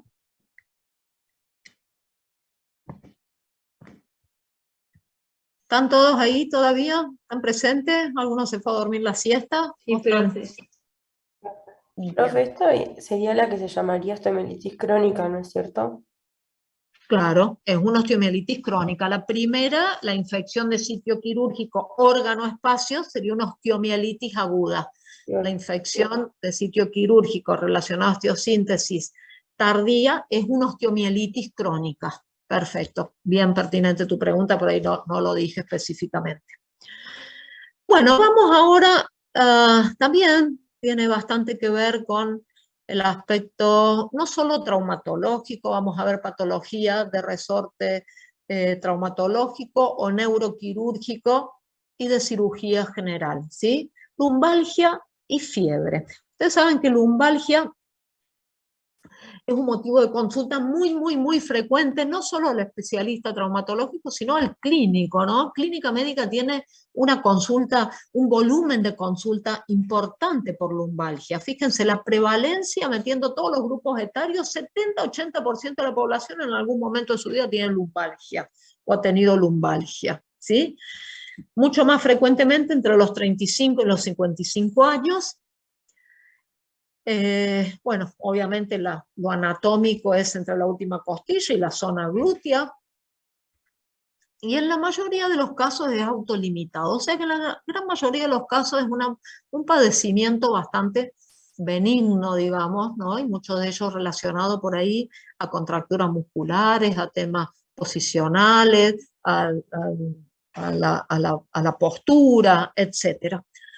Pero ojo, el piojo, porque hay algunos pacientes con lumbalgia en los que ustedes tienen que tener síntomas, una especial atención, porque tienen que reconocer algunos signos de alarma en determinados pacientes con lumbalgia para decir, este es el paciente que tengo que prestarle atención o que tengo que enfocar una conducta diagnóstica más agresiva. Por eso en la lumbalgia Cuando uno lee el tema lumbalgias, tiene presente algunos signos de alarma o banderas rojas, en inglés se llaman red flag, que sugieren la conveniencia de plantear otros diagnósticos más que la lumbalgia por ahí de esta más benigna y más frecuente, y la necesidad de algunos estudios específicos y sobre todo de imágenes.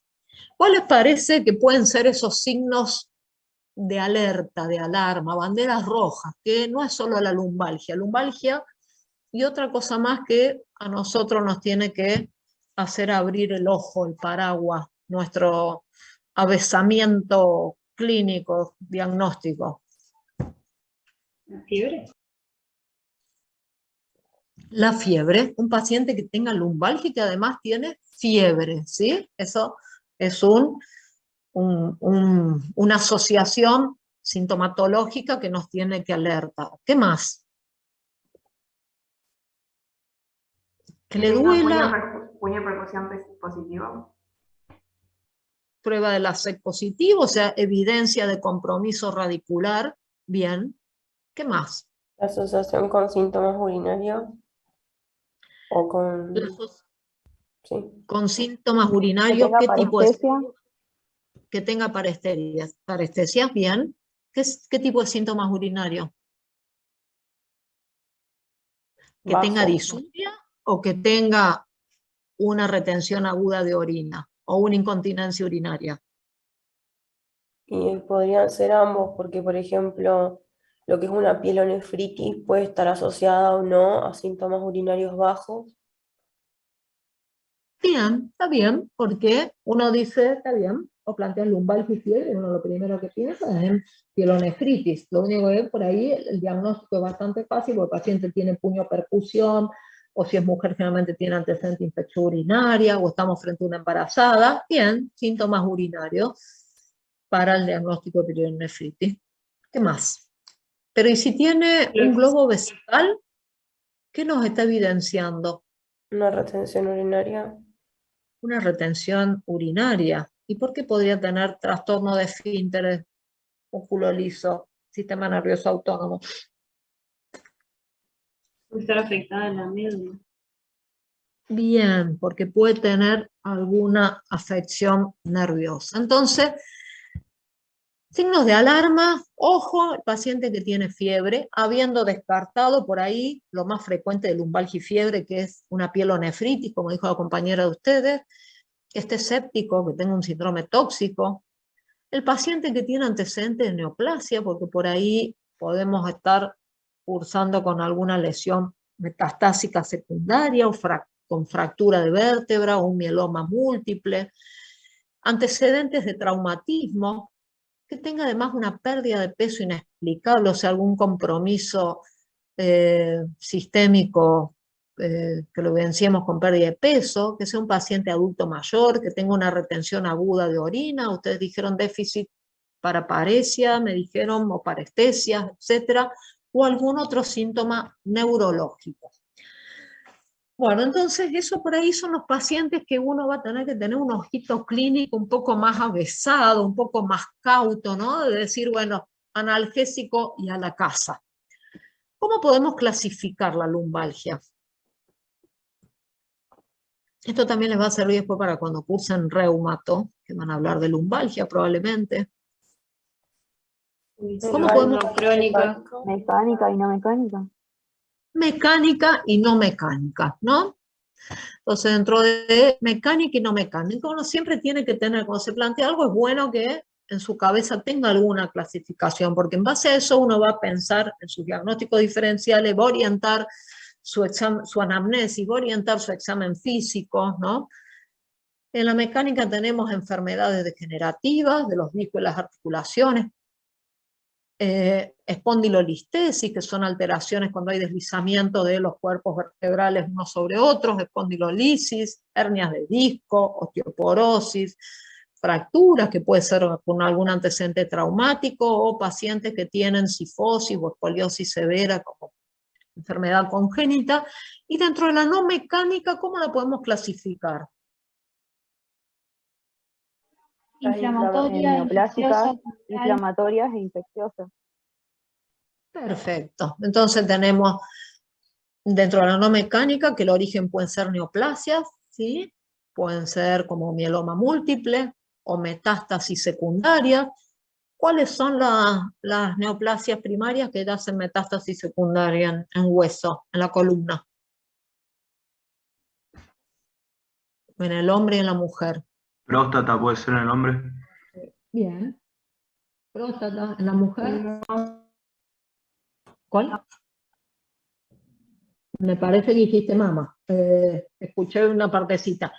Mama, sea de pulmón, ¿sí? Pero esas son por ahí las más frecuentes. Entonces, si uno está pensando en eso, también en su interrogatorio, en su examen físico va a ser dirigido. Patologías oncohematológicas, tumores medulares, tumores retroperitoneales, pueden dar lumbalgia por la localización retroperitoneal. Después tenemos artritis inflamatoria que nos pueden comprometer la columna vertebral, como la espondilodicitis anquilosante. El síndrome de Reiter también puede comprometer, dijimos, lo mencionamos recién como artritis, conjuntivitis y uretritis, puede tener compromiso de las articulaciones de la columna vertebral. La enfermedad inflamatoria intestinal, y tenemos las lumbalgias de causa infecciosas, ¿no? Que son las que le vamos a dar un poquito más de énfasis en este síndrome de lumbalgia y fiebre. A veces los síndromes no lo encontramos como tal, lo encontramos en el argentino síndrome de lumbalgia y fiebre, pero sí es un síndrome porque es una asociación de signos y síntomas. Y dentro de causas infecciosas, a ver, ¿qué les parece? Acá tenemos una anatomía como para ir pensando cuáles pueden ser las causas que nos pueden dar dolor lumbar y que además nos den fiebre. Una pielonefritis. Dijeron una pielonefritis, sí, por supuesto, es dentro de todo el diagnóstico, pero además el diagnóstico más fácil de descartar de entrada, ¿no? O porque tiene Puede ser síntomas un absceso también. o porque tiene puño percusión, etc. Absceso. ¿Absceso de qué? De psoas, por ejemplo. Absceso del psoas, ¿sí? Absceso del psoas. ¿Qué más? Profe, endocarditis infecciosa. Endocarditis infecciosa, ¿y por qué da dolor lumbar? Porque da espondilodicitis, o sea, es metástasis séptica. Como metástasis secundaria séptica, ¿sí? De hecho, ¿se acuerdan en el caso, en uno de los casitos que vimos también en historia clínica infectológica, había uno que tenía un dolor lumbar agudo, el que tenía una endocarditis. ¿Qué más? Entonces tenemos una fiebre metastásica secundaria acá en el cuerpo vertebral, o una infección ósea del cuerpo vertebral, que es una espondilodicitis. A diferencia del paciente pediátrico, en general una espondilodicitis en el adulto compromete el cuerpo y el disco. ¿Por qué? Por la irrigación que tiene. En cambio, el paciente pediátrico tiene una irrigación diferenciada del cuerpo vertebral y del disco, entonces el pediátrico puede tener dicitis solo, sin espondilodicitis. En el adulto generalmente es una espondilodicitis, compromiso del cuerpo vertebral y del disco adyacente. Entonces dijeron, absceso del psoas, espondilodicitis, ¿qué más podemos tener? Por acá dijeron que estaría... Profe, una Adelante. pregunta, ¿usted está compartiendo pantalla? Sí. Porque a mí solamente me aparece el de artritis séptica, no sé si a alguien más le pasa. Sí, a mí también me parece. Ay, ¿por qué no me dijeron? Claro, yo lo abrí y no lo compartí, perdón. Profe, puede ser, que estábamos a haciendo ver. lo de la pielonefritis, puede ser que se abscese también. ¿Ahí? Sí, ahí está. Ah, perdón. Yo pensé que estaban leyendo junto conmigo. Bueno. Bueno, entonces, volvemos. Entonces ustedes dijeron, absceso del psoas, espondilodicitis, ¿qué más? Habían dicho pielonefritis, o sea que tendríamos la estructura acá más adelante, el retroperitoneo, pero un poquito más adelante, ¿no? Por ahí. Pero puede abscesar, profe. ¿Qué? ¿Podría hacerse como un absceso ahí de secundaria a una pielonefritis? Podría hacerse un absceso perinéfrico y secundariamente dar un absceso del psoas por contigüidad o dar una espondilodicitis por contigüidad. También en general son los que tienen un poquito de evolución más crónica, ¿no? ¿Qué más? ¿Qué otra estructura podemos tener? A ver, entonces acá tenemos, esta es la vértebra, ¿no? ¿Un absceso espinal? Un absceso espinal. Acá tenemos el canal medular. Acá en gris tenemos la... ¿Ustedes ven mi flecha o no? Sí, pero... Estoy marcando. Acá tenemos la médula y en este espacio, entre la médula y el canal medular, podemos tener un absceso espinal epidural, ¿sí? Y después acá tenemos músculos, o sea que aparte del absceso del psoas o piomiositis del psoas, podemos tener músculo, compromiso de los músculos paravertebrales, ¿no? Entonces por ahí, en general, fuera, aparte de la pielonefritis, como ya les digo, por ahí el diagnóstico es más fácil, por la puniopercusión, porque podemos rápidamente hacer un sedimento urinario, por los antecedentes, por el interrogatorio, etcétera, pero estas patologías desde el punto de vista infeccioso son más difíciles en cuanto a la semiología. Entonces podemos tener como diagnóstico diferencial espondilodicitis, abscesos de los músculos paraespinales, absceso del psoas, abscesos espinales, ¿sí? Uno tiene que ser, como dije, tiene que prendérsele así también la alerta cuando tiene esta lumbalgia con algún signo de alerta, y en este caso sobre todo esta bandera roja de la fiebre, ser muy avesado en la anamnesis, hacer bien la semiología de los síntomas, la intensidad, la localización, la evolución, la respuesta al tratamiento, si tiene comorbilidades, si tiene pérdida de peso, si tiene antecedentes de alguna potencialidad de vía hematógena para tener algún tipo de compromiso en esta área con fiebre, adicción endovenosa, trauma previo, o si tiene alguna también una infección a distancia. Y el examen físico, bueno, en consecuencia vamos a evaluar la piel, las lesiones, las mucosas, los signos vitales para ver si el paciente está con algún compromiso vital o no. Vamos a buscar otro foco infeccioso, vamos a inspeccionar bien la espalda, la postura, la amplitud de los movimientos, palpación de la columna. Ustedes dijeron la prueba de la CEGE, vamos a evidenciar radiculopatía, vamos a hacer una evaluación neurológica de las raíces. Ustedes hicieron la rotación pasada de neuro, entonces deberían estar avesados por ahí en la semiología neurológica para evaluar el compromiso de poner nivel de qué raíz está comprometida o no, si tienen trastornos sensitivos o trastornos motores. Y fíjense la fiebre, en la asociación esta de lumbalgia y fiebre, es bastante específico para plantear una infección bacteriana, ¿sí? Y la percusión dolorosa de la columna con algún punto exquisito de dolor también es bastante sensible, pero poco específico, para el diagnóstico de alguna de estas patologías y sobre todo para la espondilodicitis. Bueno, ahora vamos a tratar de graficar esto con algunos casitos clínicos, que nos queda muy poquito tiempo, así que voy a ir rápido. Bueno, este es un paciente de 45 años, un albañil con fiebre aguda de 24 horas de evolución, dolor lumbar agudo de 4 días de evolución que inició súbitamente y fue tan intenso que lo limitó en sus actividades diarias. Al examen físico, febril, sin compromiso de sus signos vitales, globo vesical, 45 años, sin antecedente, le tienen que poner una sonda vesical porque se palpaba una tumoración en hipogastrio compatible con un globo vesical, motilidad activa y pasiva de los 4 miembros, ¿sí? Pero tenía un dolor intenso, espontáneo y a la palpación de columna lumbar a nivel L5. O sea, uno le apretaba el dedo así, la apófisis espinosa a la altura del L5 y tenía un dolor exquisito. Tenía dolor a la palpación paravertebral izquierda al mismo nivel y signo de la CEGE positivo bilateral. ¿Qué bandera roja tiene este paciente?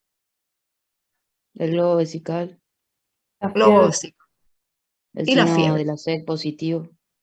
Perfecto, o sea que vamos sumando bandera roja. Este es un paciente que vamos a parar un poco y decir, va, pará, acá esta lumbalgia tiene alguna otra causa aparentemente, probablemente no mecánica, ¿no? En el laboratorio, leucocitosis con neutrofilia, una eritroaumentada, aumentada, función renal normal, un leve aumento de las trances, glucemia normal. En las imágenes le pidieron inicialmente una radiografía tórax normal, una radiografía columna lumbar, la columna un poco rectificada, algunos osteofitos, ¿no? Como una artrosis de columna, nada llamativo. A ver, ¿cuáles son los signos de alarma que presenta este paciente con lumbalgia? Ya lo dijeron. ¿Qué datos, los clínicos ya lo dijeron, de laboratorio son relevantes? Nada demasiado. Leucocitosis con neutrofilia y eritroaumentada. Suma, pero es algo totalmente inespecífico. Pero bueno, son unos datos más. ¿Consideraría otros datos a interrogar?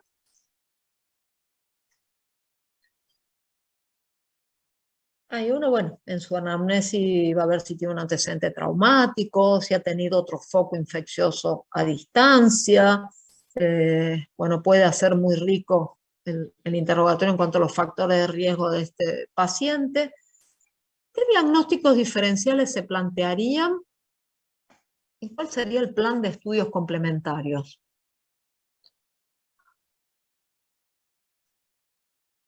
A ver, tiene compromiso neurológico. Entonces uno pensaría que es algo que le da dolor lumbar, fiebre y que además compromete raíz nerviosa, ¿no? Tiene radiculopatía, tiene trastorno de esfínteres.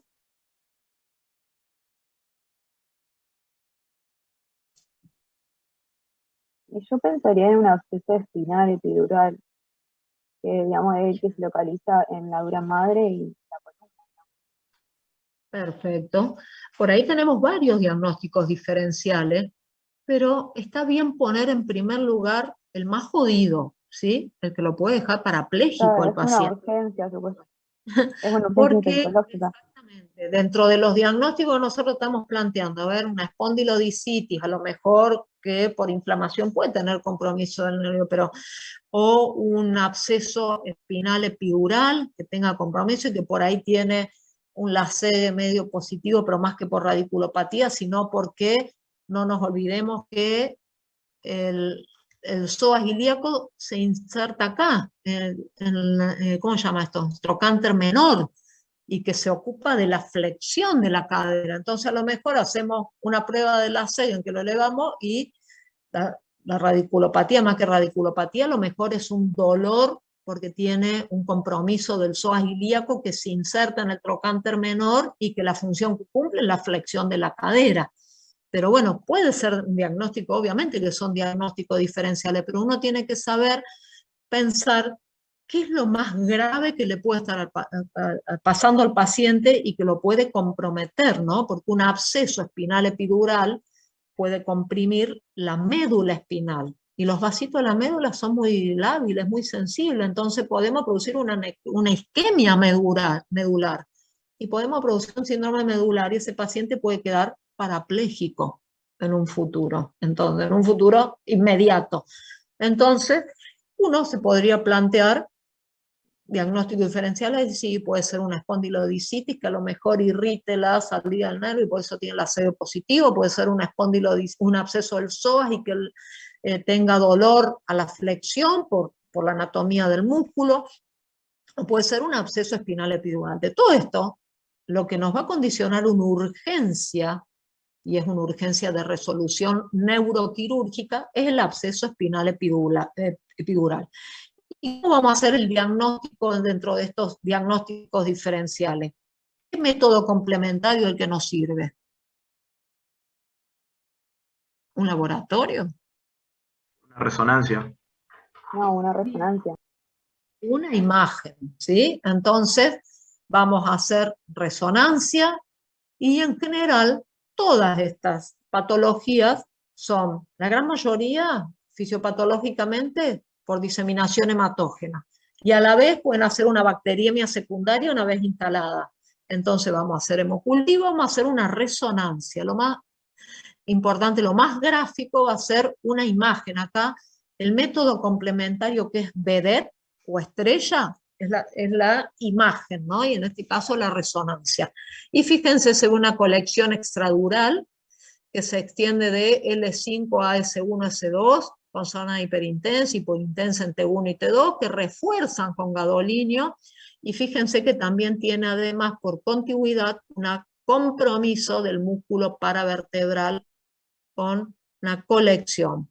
¿Cuál es el abordaje terapéutico acá? Que ya se los dije en realidad.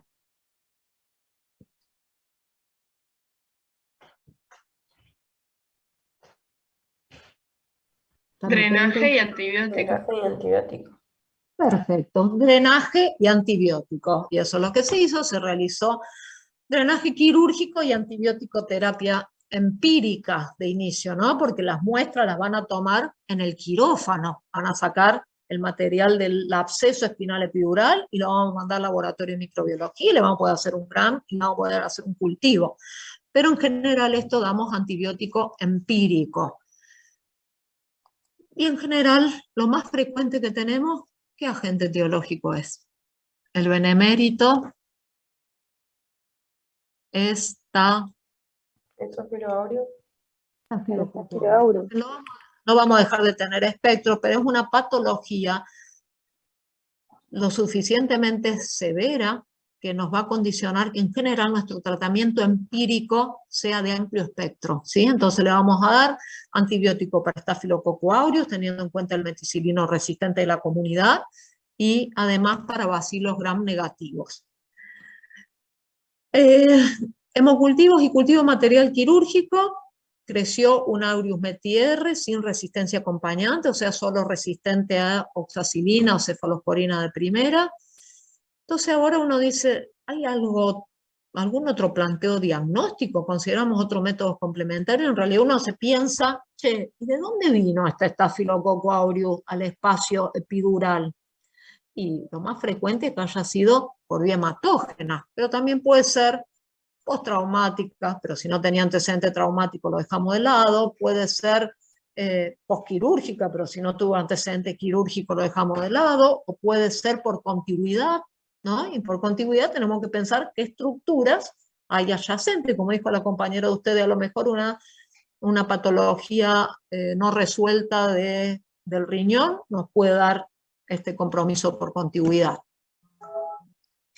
O puede ser también tenemos intestino, a lo mejor algún plastrón colónico por una diverticulitis inflamatoria que plastronó, una apendicitis retrocecal que pasó desapercibido el diagnóstico, hizo un plastrón y quedó ahí, por ahí después se absceda y nos da este tipo de compromiso, etc. Es lo menos frecuente, lo más frecuente es que sea por vía hematógena. Entonces, el absceso es una colección purulenta del espacio epidural entre la dura madre y la columna vertebral, más frecuente por vía hematógena, extensión de una infección continua, puede ser una espondilodicitis, un absceso del psoas o por inoculación iatrogénica. La tríada clásica del absceso espinal epidural, la lumbalgia, la fiebre y el déficit neurológico, ¿sí? Pero generalmente precozmente solo el 10 al 15% presentan los tres. Nosotros lo vamos a ver en general al paciente con lumbalgia y fiebre. Si ya lo vemos con el déficit neurológico, quiere decir que estamos llegando tarde, ¿no? Porque fíjense acá, este relojito va corriendo el tiempo, dolor vertebral local, radiculopatía, parestesia, disfunción de la médula, debilidad muscular, alteración de esfínteres, parálisis, paraplegia. ¿Por qué? Porque tenemos compresión de la médula, isquemia, toxina, mediador inflamatorio, etcétera, necrosis medular. Isquemia medular y necrosis, y ahí ya estamos llegando tarde. Factores de riesgo y todos los factores de riesgo que tengamos de bacteriemia, infecciones a distancia, instrumentaciones, uso de esteroides, inmunocomprometidos, alcoholismo, insuficiencia renal crónico, etc. La gran mayoría, como ya dijimos, Staphylococcus aureus y otros siempre vamos a pensar qué otros agentes etiológicos y según el factor de riesgo que tenga el paciente. Resonancia de urgencia, la tomografía es menos sensible, se puede hacer cuando no es posible contraindicación, pero para evaluar el canal espinal, sin duda resonancia superior. Entonces, si tenemos limitaciones logísticas, y no lo tenemos en la institución, hay que derivar a este paciente. Tratamiento combinado, médico y quirúrgico, descompresión quirúrgica, drenaje del absceso, tratamiento empírico, espectro amplio, ¿sí? 4 o 6 semanas de tratamiento, adecuar según cultivos. ¿Tienen algo ahora ustedes? ¿Tienen otra clase? No, profe, no tenemos. Bien. Estamos en horario. Si alguno tiene alguna otra emergencia, se retire. Si no se quedan, yo voy a tratar de terminar estos 2 casitos que tengo ágilmente. 52 años. Diabético. Médico con hipoglucemiantes orales mal controlado. Trabajador rural. Tuvo una celulitis periorbitaria 4 semanas previas. Le dieron clindamicina bioral y se manejó en forma ambulatoria. Evolucionó en forma tórpida, ¿sí? Mejoró un poco el ojo más o menos, y después, a los días de inicio del cuadro, dolor lumbar. Varias consultas, va uno a otro, analgésico, pim, pam, pum, inyectables intramusculares, como suele ser la historia habitual de estos pacientes con dolor lumbar que terminan con alguno de estos diagnósticos. Han pasado, por lo menos tienen 2 o 3 consultas previas, y analgésicos, inyectables, etc. El dolor progresó en intensidad constante, se irradió los miembros inferiores, le dificultó la deambulación, no cede con analgésicos comunes e ingresa con dolor lumbar intenso, irradiado a miembro inferior y no puede caminar. Varios signos de alerta, ¿no? Una pregunta que sigue después. Ustedes ya vieron infección de piel y partes blandas con Patricia. ¿Cómo miran para atrás el manejo de una celulitis periorbitaria del mes atrás? Está mal. Deberían haberlo internado al paciente. Deberían haberlo internado, y yo algo les mencioné el otro día, que también una de las complicaciones de esta celulitis es la trombosis del seno cavernoso por contigüidad, y en general uno recomienda tratamiento endovenoso de inicio, o sea, que se trató con clindamicina y se manejó en forma ambulatoria, pero una celulitis periorbitaria, uno, cuando critica, o sea, con el diario El Lunes, siempre es más fácil cuestionar la conducta previa, pero uno lo podría interpretar que tuvo un manejo subóptimo, ¿no?, de su proceso infeccioso. Entonces tuvo un proceso infeccioso de manejo subóptimo en un paciente con factores de riesgo, diabético, con control irregular, y que ahora viene con dolor lumbar y algunos impotencia funcional, no puede caminar. Seremos más avesados nosotros en nuestro examen físico. Y a ver qué tiene acá positivo. Los signos vitales también, las mucosas también. No tiene soplos. El abdomen tiene doloroso, la palpación profunda en el hemiabdomen inferior bilateral, pero sobre todo el lado derecho. Tiene dolor a la palpación y a la percusión de columna lumbar. Y tiene un LASEC positivo, ¿sí? Miembro de elevación del miembro inferior extendido y en flexión de cadera, genera dolor en fosa ilíaca derecha, ¿no? Fosa ilíaca derecha, por donde viene por ahí el psoas que atraviesa, ¿no? Atraviesa y pasa al miembro inferior hasta insertarse en el trocánter menor. Bueno, no me voy a parar en las preguntas, porque si no me demoro demasiado.